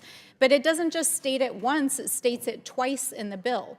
And that's why we're invoking McCarthyism, these blacklists. Like, these are folks who are being penalized for working in offices that deal with anything doing with diversity and helping work with our federal workforce to address these issues. So that is what the amendment is trying to achieve. I also want to just take a moment while we're on this topic, is almost all of the discussion today has been about the first several sections of the bill and basically the federal workforce. But if the stated purpose of this bill was really just about like, oh, we're gonna, change the way the federal government does its DEI stuff, then why on earth does this bill include sections at the end that is tinkering with the entire financial sector? This bill has language in it that says that publicly traded companies on the stock market cannot use diversity as a measure of their boards. And it also says that stockbrokers and licensed folks who work in our financial system cannot engage with that. In addition to that, there's multiple sections in this bill that prohibit federal funding, whether it's grant money or it's money that would go to federal contractors who even discuss diversity. So there were some comments made here a moment ago about, we need to defend free speech. This bill is literally trying to regulate the free speech of the free market, private companies, the financial sector, nonprofits, and our federal agencies. So I appreciate the intent of trying to maybe make the federal workforce more streamlined if I was to give the benefit of the doubt to this. But this is a wholesale effort to basically do away with every initiative that has made it possible for women, people of color, and LGBTQ people to participate in the federal government, our financial sector, the military, nonprofits, and in the services that our federal government provides. So I find it laughable that we would even entertain the premise of it. I yield to the gentleman. Thank you. Thank you for yielding. Just going to go back to my point and conversation with Representative Higgins. What the ranking member's amendment does is that language that we just discussed, that identical language appears 3 times in the bill. It's not just there once. I pointed it out once, but it's there verbatim 3 times. So it just eliminates the identical language in the 3 places it's in the bill. It's in the bill 5 times. I stand corrected. It's in the bill 5 times, but it eliminates the identical language. And let me just again go back. You guys won the White House. You're going to be in charge of this. You're going to be the one deciding if they get to transfer to a job.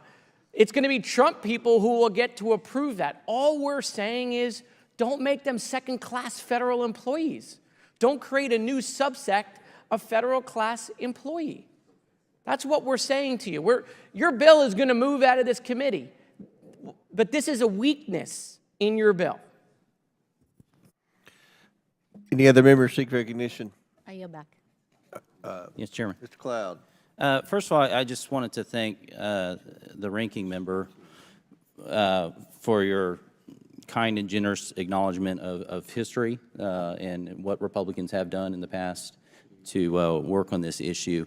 I had thought to bring that up because there's been allegations like we would not want history taught in schools. I would actually want all of history taught in schools. You know, I don't view this as I realize it has political undertones. I think this is an issue of the human condition and heart that needs to be addressed more than a political one, although I'm not ambivalent to the political undertones here. But anyway, in an effort to not raise the temperature, I had not brought that up, but I appreciate you bringing that up and acknowledging that.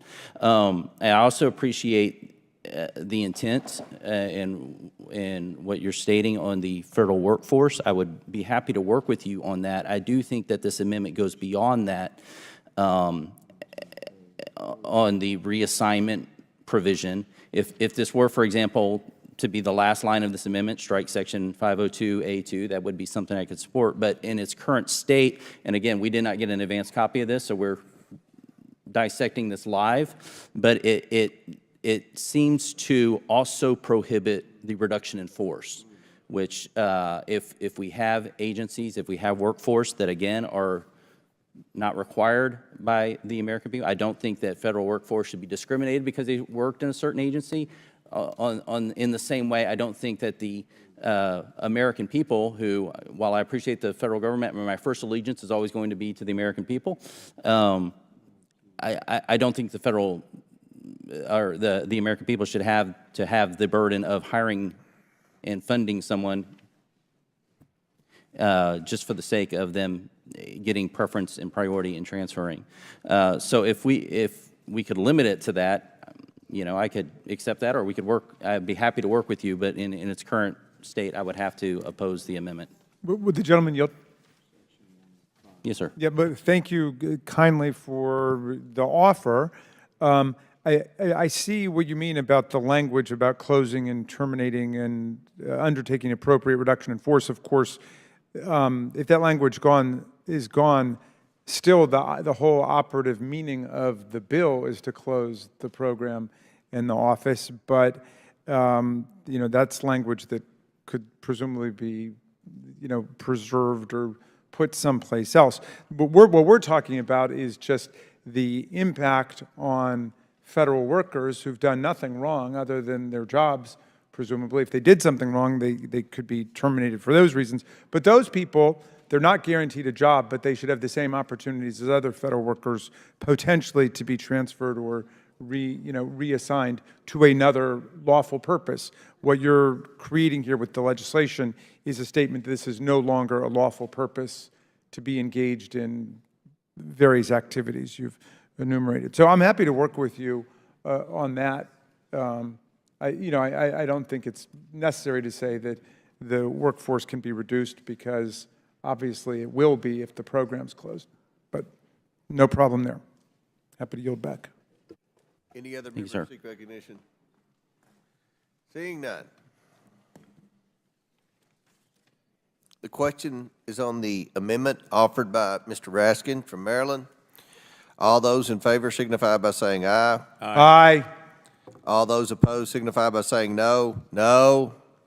In the opinion of the chair, the noes have it, and the amendment is not agreed to. The question is now. Could I just seek a roll call vote on that, Mr. Chairman? Okay. A recorded vote is ordered as previously announced. Further proceedings on the question will be postponed. Do any other members wish to speak? Ms. Presley. Mr. Chairman, I have an amendment at the desk. have the clerk will distribute the amendment to all members. We will pause so that members have a chance to read the amendment.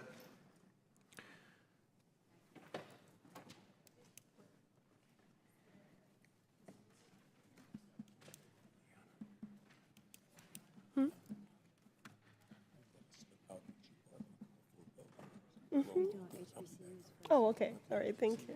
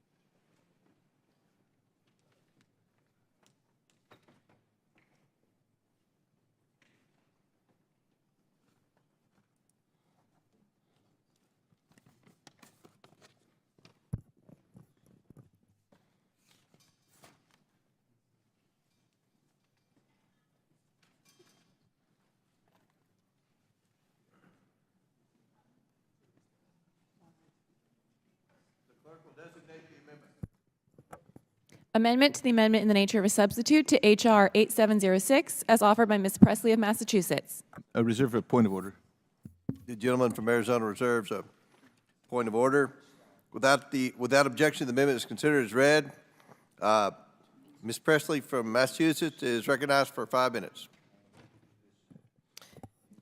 My amendment is straightforward, Mr. Chair. The text of it reads, quote, on page 30, line 22, application to HBCUs. Nothing in this section shall be construed to prevent the maintenance and funding of historically black colleges and universities, end quote. This amendment would exempt HBCUs from the federal ban that this bill places on funding for institutions that acknowledge racial oppression. As everyone on this committee can read, this bill prohibits funding for DEI practices, and it defines prohibited DEI practices very broadly, including banning the acknowledgement of racial oppression. Thus, for Title IV of this bill, it bans any organization that recognizes racial oppression from receiving grant funding. This has a direct impact on our nation's HBCUs. HBCUs were founded to provide higher education opportunities to Black Americans who were denied access due to slavery and segregation and systemic racism. These institutions are pillars of resilience, history, and excellence. Many of our congressional aides, and in fact our congressional colleagues, are graduates from HBCUs. HBCUs enroll and graduate a diverse student population, including first-generation college students and those from low-income families. While they make up only 3% of colleges and universities, they produce nearly 20% of all Black graduates. And they accomplish this feat despite chronic underfunding. This Republican bill, the Dismantle DEI Act, would result in HBCUs being banned from receiving federal grant funding. HBCU professors, researchers, and students would be cut off if this bill passes as it is currently written. That is why my amendment is necessary to protect HBCUs.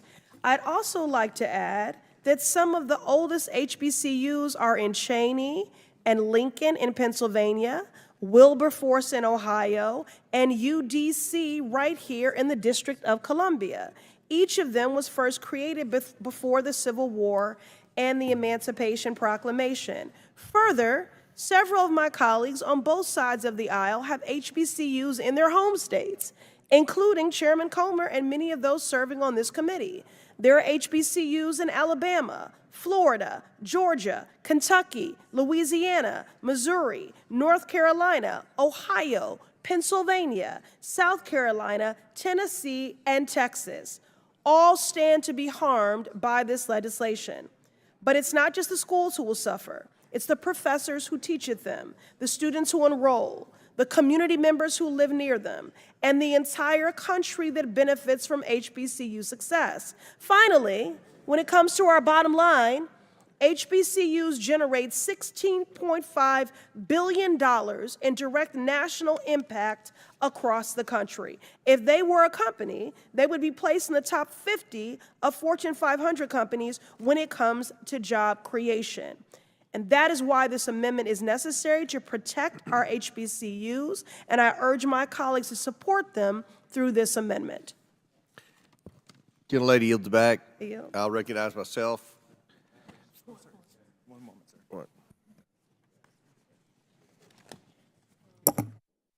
Chair recognizes Mr. Cloud to speak on the amendment. I have no opposition to this, and as a former member of the Ag Committee, have supported funding for this, and so I do not see an issue with this amendment. All right. Any other members seek recognition? Support it.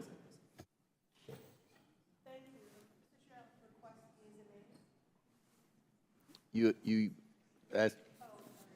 Yes, I'd like to request yeas and nays, and thank you. Any other members seek recognition? Seeing none. The question is now on the amendment offered by Ms. Presley. All those in favor signify by saying aye. Aye. Aye. All those opposed signify by saying no. In the opinion of the chair, the ayes have it, and the amendment is agreed to.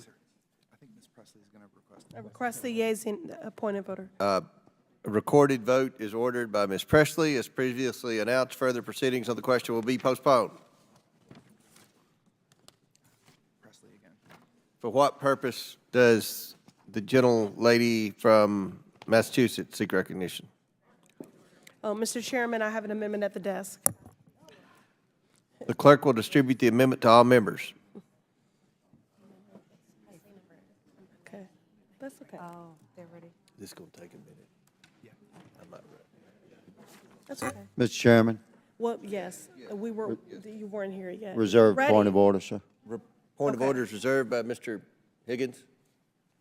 We're distributing the amendment. Okay, thank Yeah. you.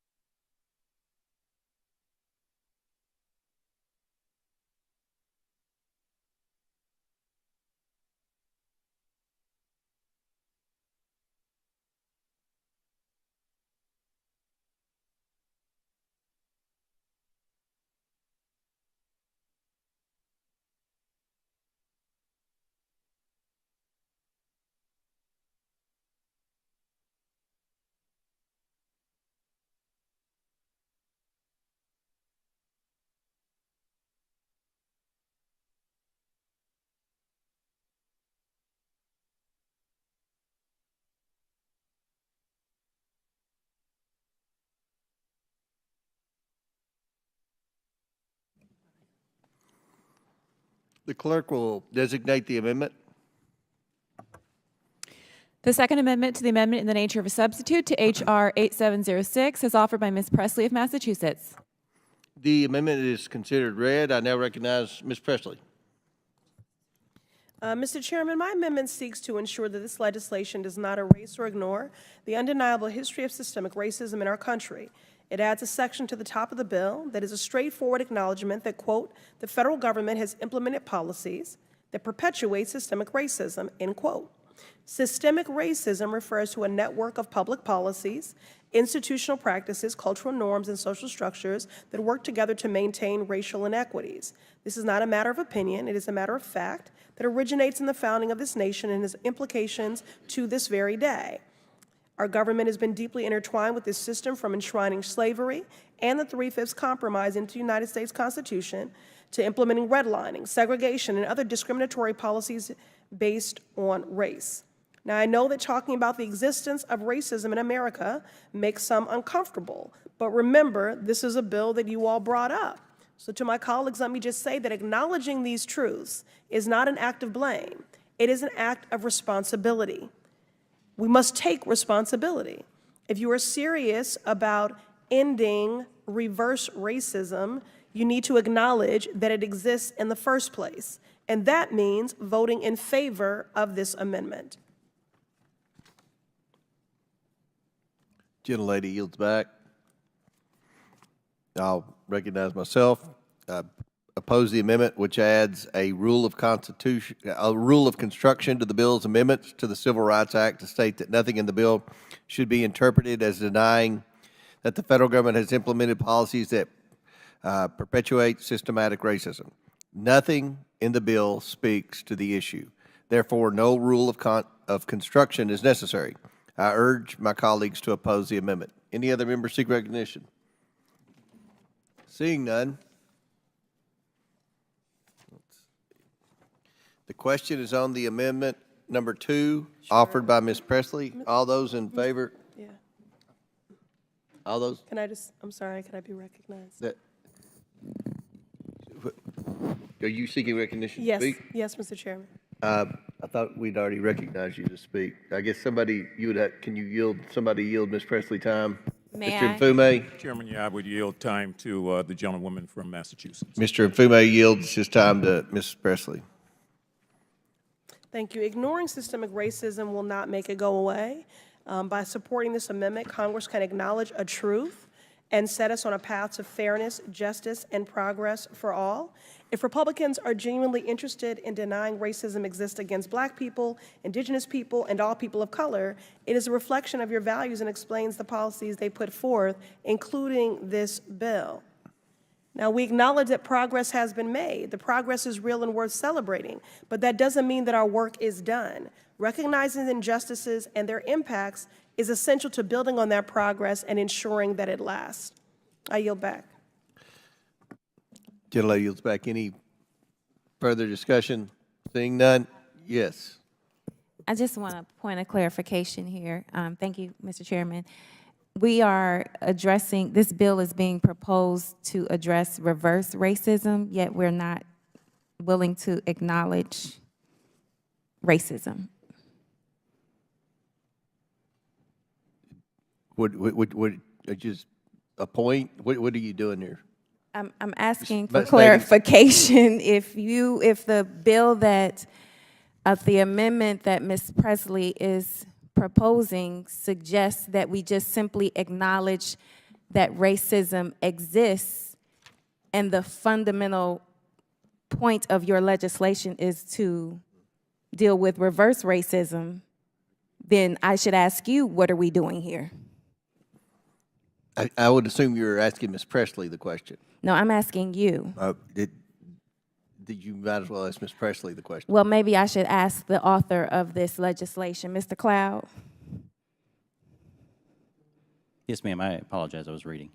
Okay, just trying to get clarity here. If we cannot agree that racism exists, but this legislation you're proposing is to deal with reverse racism, why are we here? I think you answered the question in your question. I don't think I did. Reverse racism is included in the language, yet Racism you do is not want racism. to acknowledge that racism exists, which is simply Ms. Presley's request here. We have discussed that over and over. There's been no denouncement or statement that racism doesn't exist. We've talked about the fact that it indeed does, and it's a horrible condition of the human heart of some people that still does exist. So you are supportive of Ms. Presley's amendment then? It sounds like you are. This rule of construction that's, by the way, being given to us at the last minute, one, us coming through figuring out what the intended consequences are, as these were not submitted in advance, as my bill was, is one of the challenges. There's no legal definition of what systemic racism is. I think we would want to talk about what government, what policies, and all those sort of things. So this is a pretty broad statement that I'm not sure I could support in the time I have to look at this. I will yield to Ms. Presley. Thank you to the gentlelady from Ohio. This bill is all about racism, which is exactly why my amendment is relevant. And the congressional record needs a clear vote on my amendment so that the American people will know where members of this committee stand on this issue. For all people who know racism exists and want to end it, I urge you to vote yes.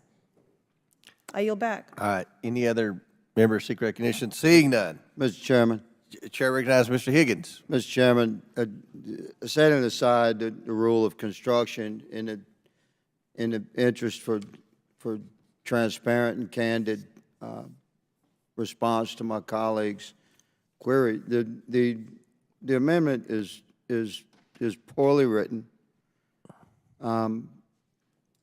It uses past tense and current tense on the same subject matter without indicating a shift in time. You're not just saying in a statement that we acknowledge that racism is a part of human nature and exists as part of the human construct. Of course, the corruption is born of the heart of man, not the mechanisms of man. Every one of us would recognize that racism exists throughout human history, in every culture, in every land. The sun never sets, nor has it, on some manifestation of racism throughout the history of man. Yes, there you go. Statement in the Oversight Committee, part of the historical record now.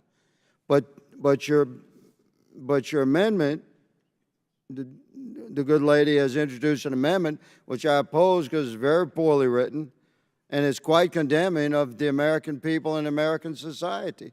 What her amendment is saying is that prior acts of our nation and our forefathers before us have perpetuated systemic racism that currently exists in our country. You're asking us to say that America is systemically racist.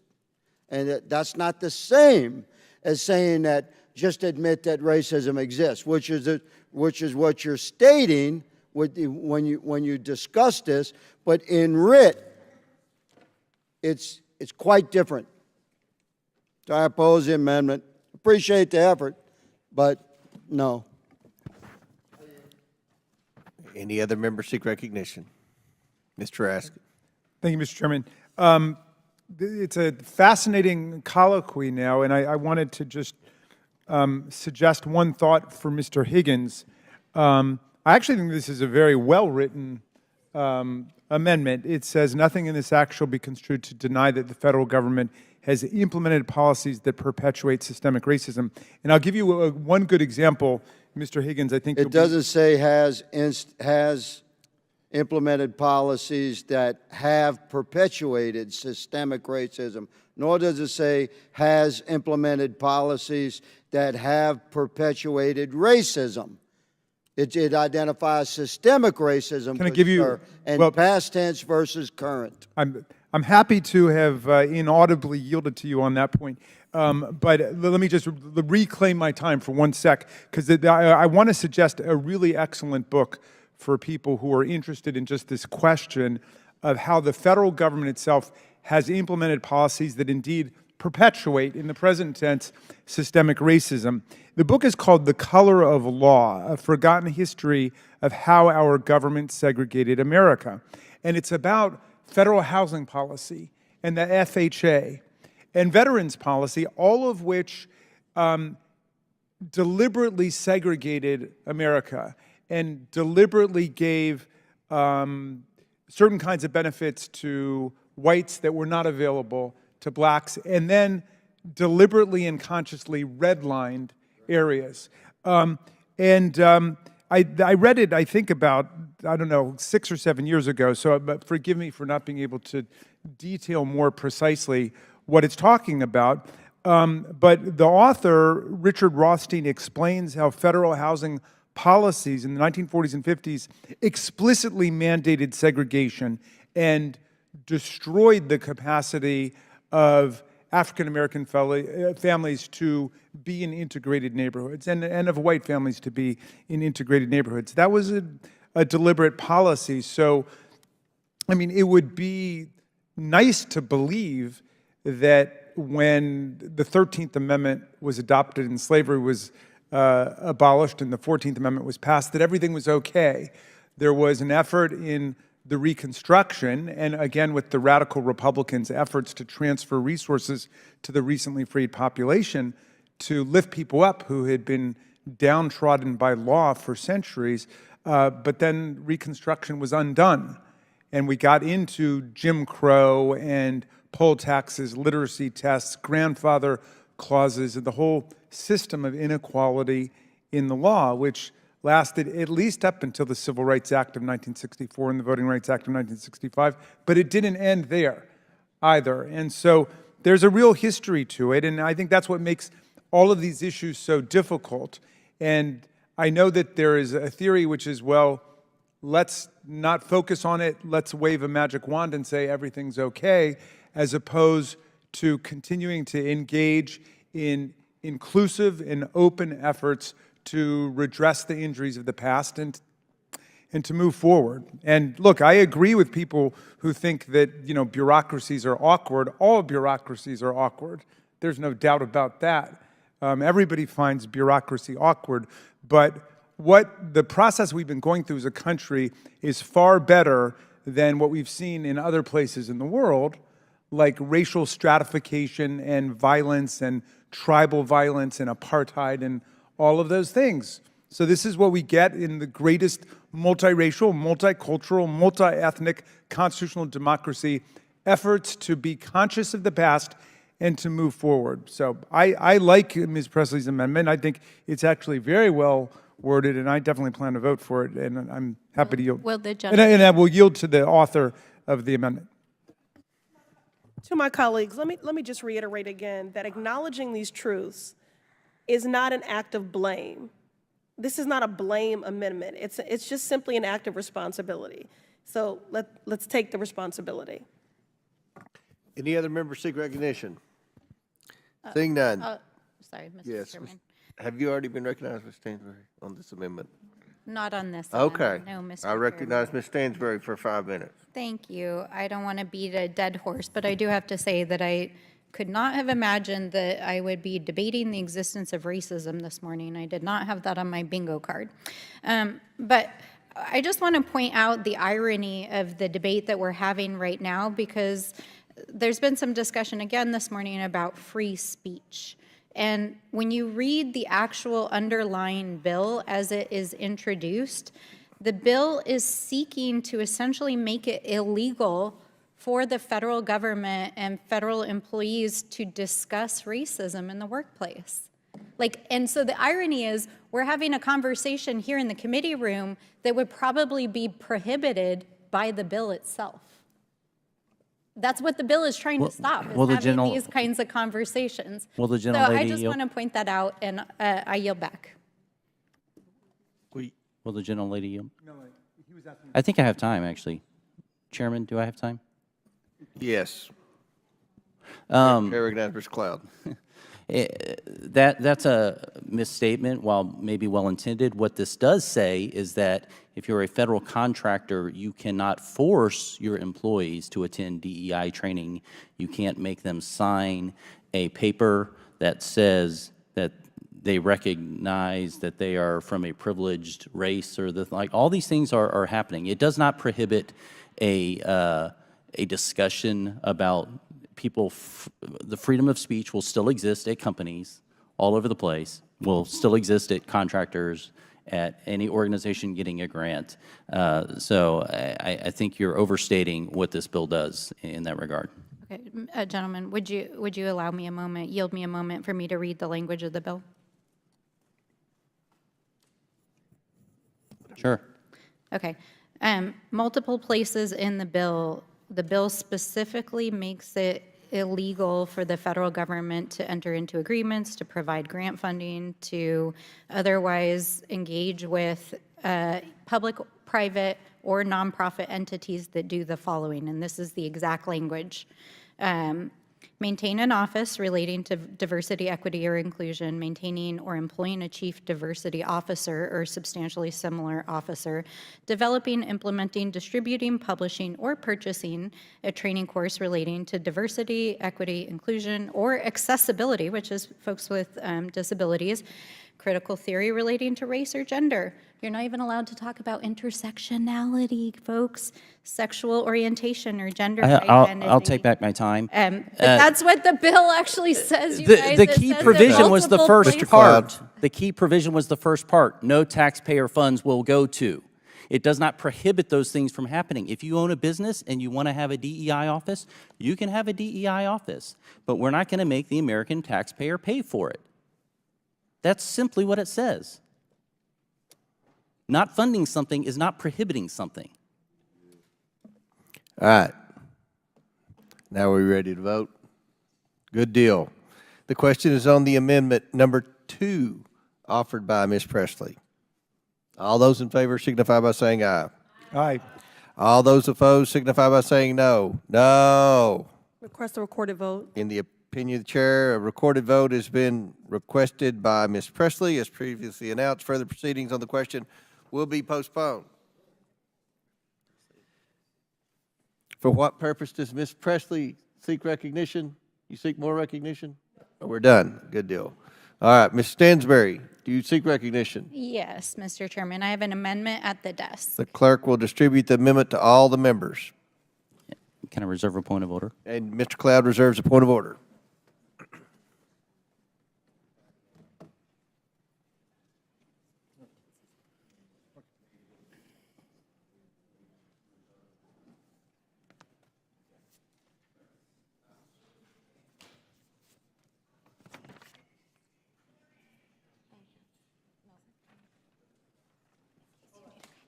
Okay, thank you.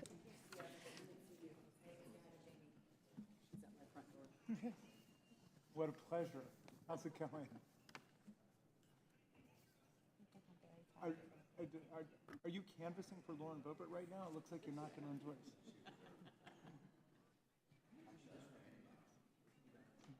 Well, we all love her. We all love her. You don't need to waste your time with us.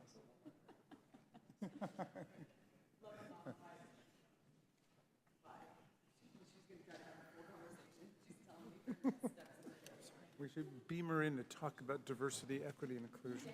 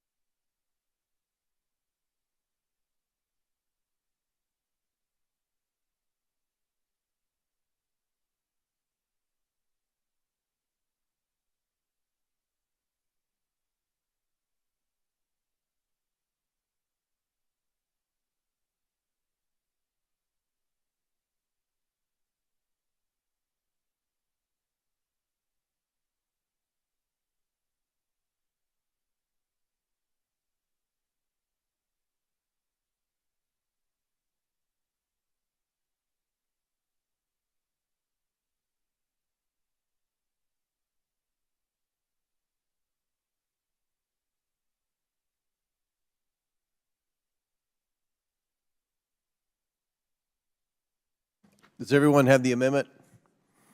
The clerk will designate the amendment.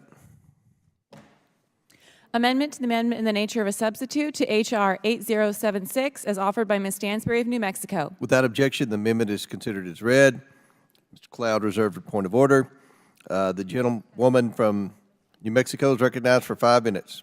All right, thank you so much, Mr. Chairman. And I do thank my colleagues across the aisle for what has been an interesting journey this morning to discuss the history of this country and how we continue our long march on the road to justice and equity. The purpose of this amendment is to try to get at protecting the federal workforce. We know from hearings that we've had in this committee over the last several months as authors of Project 2025, even including one of the chapters was written by a recent appointee nominee to be in Trump's cabinet, that part of the plan of Project 2025 in the Trump administration is to purge the federal workforce. And when you read the actual text of the underlying bill, it appears that this is one of the tools that they're using to purge the federal workforce. Of course, it goes much farther, as has been discussed this morning. It also interferes with the military, which of course is also part of the federal workforce, but also the private sector. It's looking to regulate what the private sector does, including boards of federally traded, stock market traded companies, publicly traded companies, as well as folks who work in the financial markets. So what this amendment would do is simple. It would strike the entire bill and all that follows, and it would replace it with very simple language to protect our federal employees. Federal employees shall be selected and advanced on the basis of competence rather than political or personal favoritism, and no executive branch agency may take action counter to the intent of the law or against the fundamental rights of federal workers who comprise the civil service. And in many ways, this is just a reaffirmation of existing federal employment law, which it's important to note was put in place largely a number of the protections that this bill attacks, not only through the Civil Rights Act to make it possible to make our federal workforce more diverse, but also to protect federal employees after Richard Nixon tried to purge the federal workforce. And so we've seen this playbook before. We saw it in the 1950s with McCarthyism. We saw it during Nixon's tenure in the White House when he tried to purge the federal workforce. This is like a reboot. This is like the new season. This is the new reality TV show. And if you needed any evidence of the fact that we're living in a reality TV show, look at some of the nominees who've been nominated to be the heads of these agencies. So, we just want to make sure we're protecting the federal workforce and that our reality TV cabinet secretaries don't go after them. And that's what this amendment is all about. Gentlelady's time's expired. Mr. Chair, I invoke my point of order based on germaneness. State your point. Raise a point of order on germaneness. Okay, I'm prepared to rule. The amendment is not germane to the bill, therefore the amendment is not in order. For what purpose does Mr. Frost seek recognition? Mr. Chairman, I have an amendment at the desk. The clerk will distribute the amendment to all members.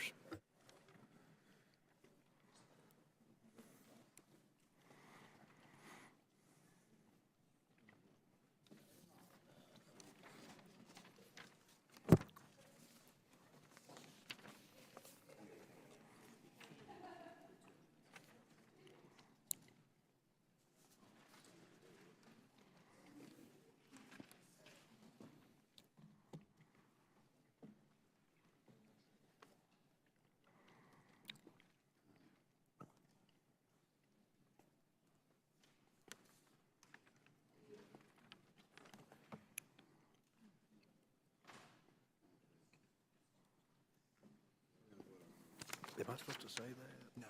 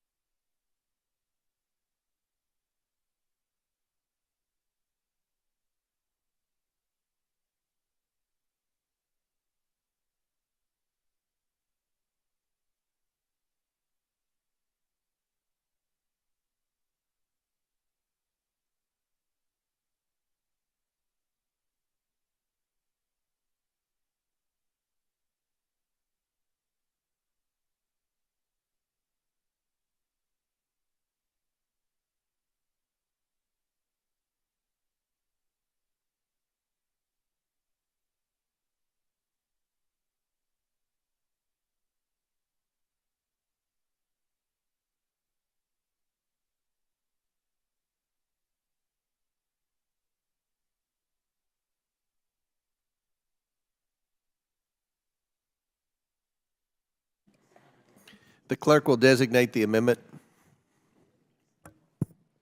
Amendment to the amendment in the nature of a substitute to H.R. 8706 is offered by Mr. Frost of Florida. Without objection, the amendment is considered as read. I reserve a point of order.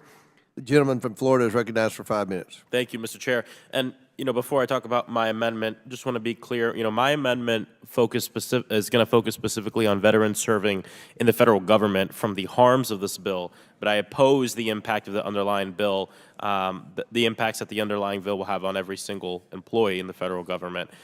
Today, veterans make up more than 30% of the workforce, according to OPM. That's over 636,000 people who have served their country in uniform and continue to do it as civilians. H.R. 8706 would completely overturn 150 years of precedent for supporting our veterans. The government has a long-standing, careful, considered procedures for orderly reductions in force dating back to 1944 with the enactment of the Veterans Preference Act.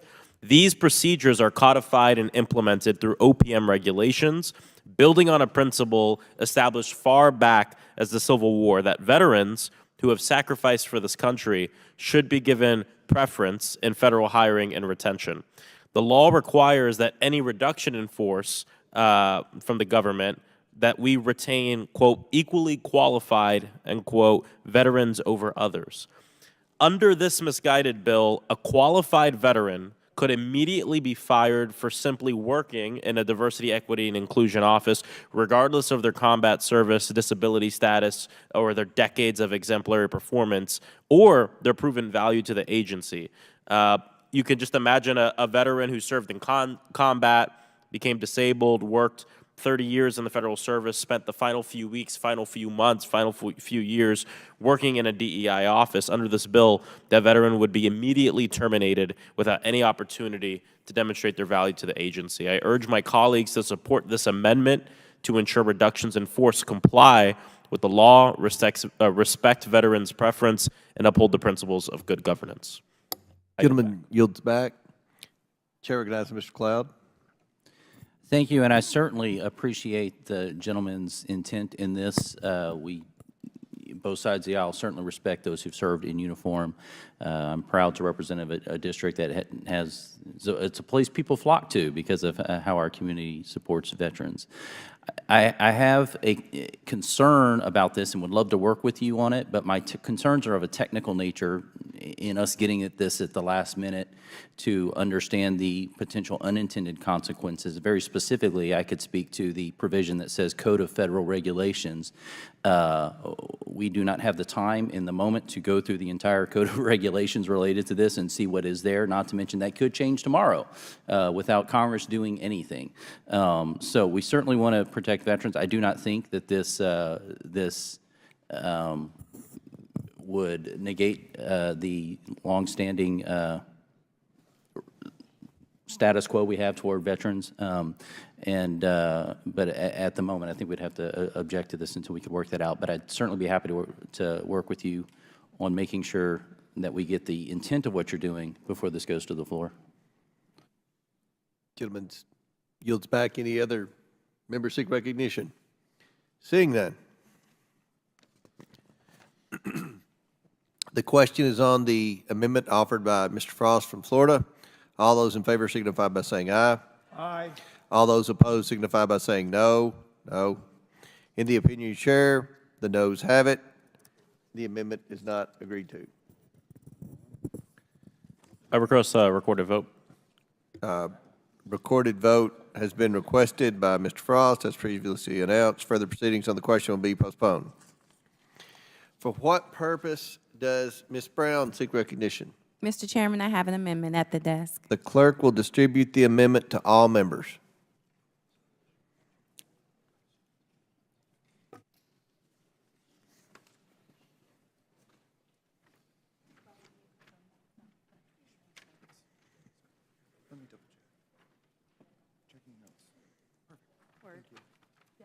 Yes.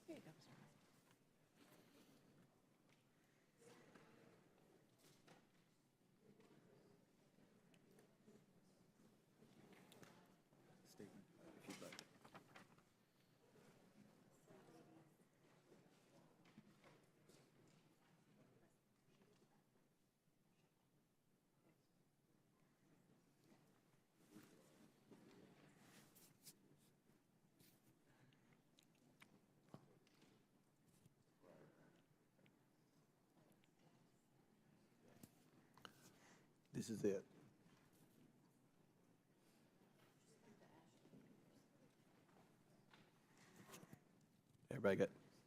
Everybody have the amendment?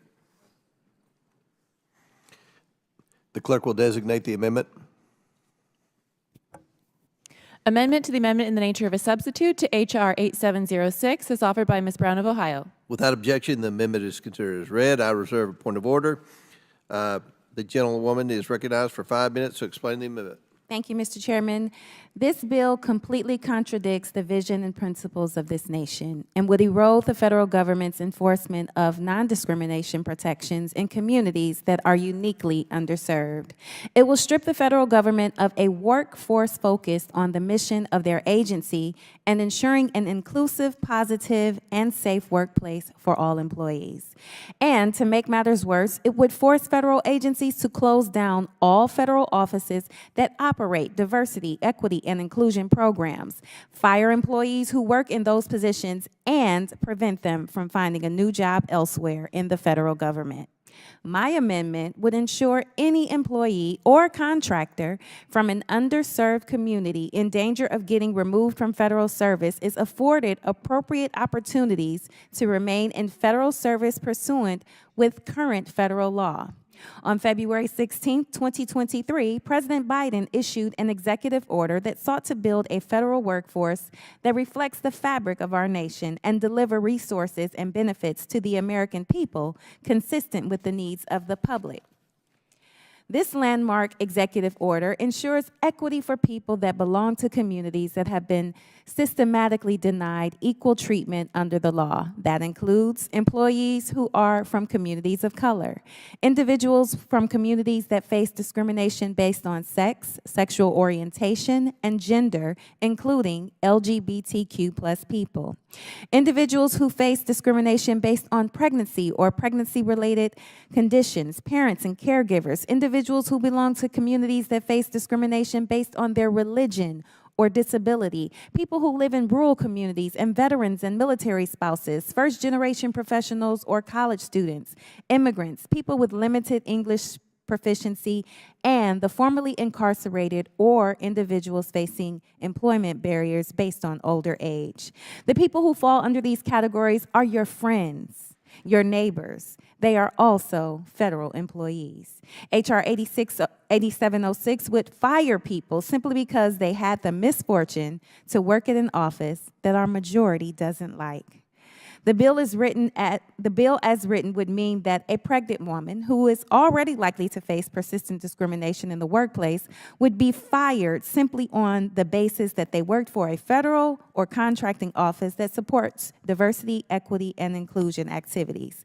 It would mean that a person who lives in a rural town would be let go with no possibility of reassignment just because they worked in a diversity, equity, and inclusion office.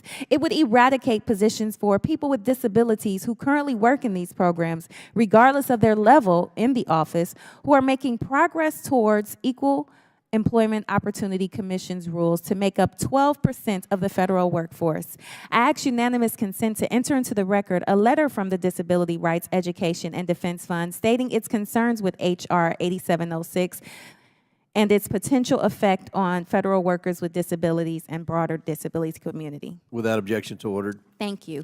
It would allow the firing of LGBTQ+ people for the sole reason that they took a position that upholds a mission of building a federal workforce that reflects the communities it serves. And it would coldly fire veterans and their spouses who make up more than 30% of all federal employees with no possibility of reassignment because they want to continue serving their country in a different capacity. This legislation would provide a chilling downstream effect across federal agencies in all offices and federal workers across all levels of government. I ask unanimous consent to enter into the record the American Federation of Government Employees statement against H.R. 8706, in which they write, and I quote, "While AFG certainly applauds any legislative proposal to curb and eliminate employment discrimination in the federal workplace, we regard H.R. 8706 as actually setting back that cause, not advancing it. Under the broad pretext of combating discrimination, which has long been illegal, H.R. 8706 would, if enacted eliminate virtually all agency initiatives currently in place to develop and maintain a dignified, respectful, and safe workplace that enables federal agencies to carry out laws and directives in a professional and efficient manner. Without objection. Without Thank you. objection, so Okay. ordered. Our nation's strength is in its diversity. Our federal workforce must embody that strength. This bill exemplifies our nation's weaknesses. For these reasons, I respectfully ask my colleagues to support this amendment, which will protect dedicated workers in our federal government. Gentlelady's time's expired. I'll recognize myself. Ms. Brown's amendment adds a new section to the end of the bill that, in the name of fighting discrimination, entrenches discrimination in favor of a host of specially defined groups. We should all be able to agree to be against all forms of discrimination. I urge my colleagues to oppose the amendment. Does any other member seek recognition? We should all be able to agree racism exists. Any other member seek recognition? Mr. Cloud. I'll just say I concur with the chairman. This amendment, in the name of non-discrimination, actually would be, if adopted, systemic racism in excluding people from a cut of an agency based on all these determinant factors that we've discussed all day. It would be very concerning if this were to pass. And I will just point out that no matter how many times it is said that this bill prohibits people from continuing and ever working in the workforce, you can say it 1,000 times and it will be as untrue on the 1,000th time as it was the first time. People can still reapply. This bill simply eliminates offices that are not providing value to the American taxpayer. It's probably one initiative of 100 or more that need to happen for us to get back to some sort of fiscal restraint, which is maybe our #1 national security issue that this country is facing. And so with that, I will yield back to the Any other members seek recognition? Seeing none, the question is on the amendment offered by Ms. Brown. All those in favor signify by saying aye. Aye. All those opposed signify by saying no. No. In the opinion of the chair, the noes have it, and the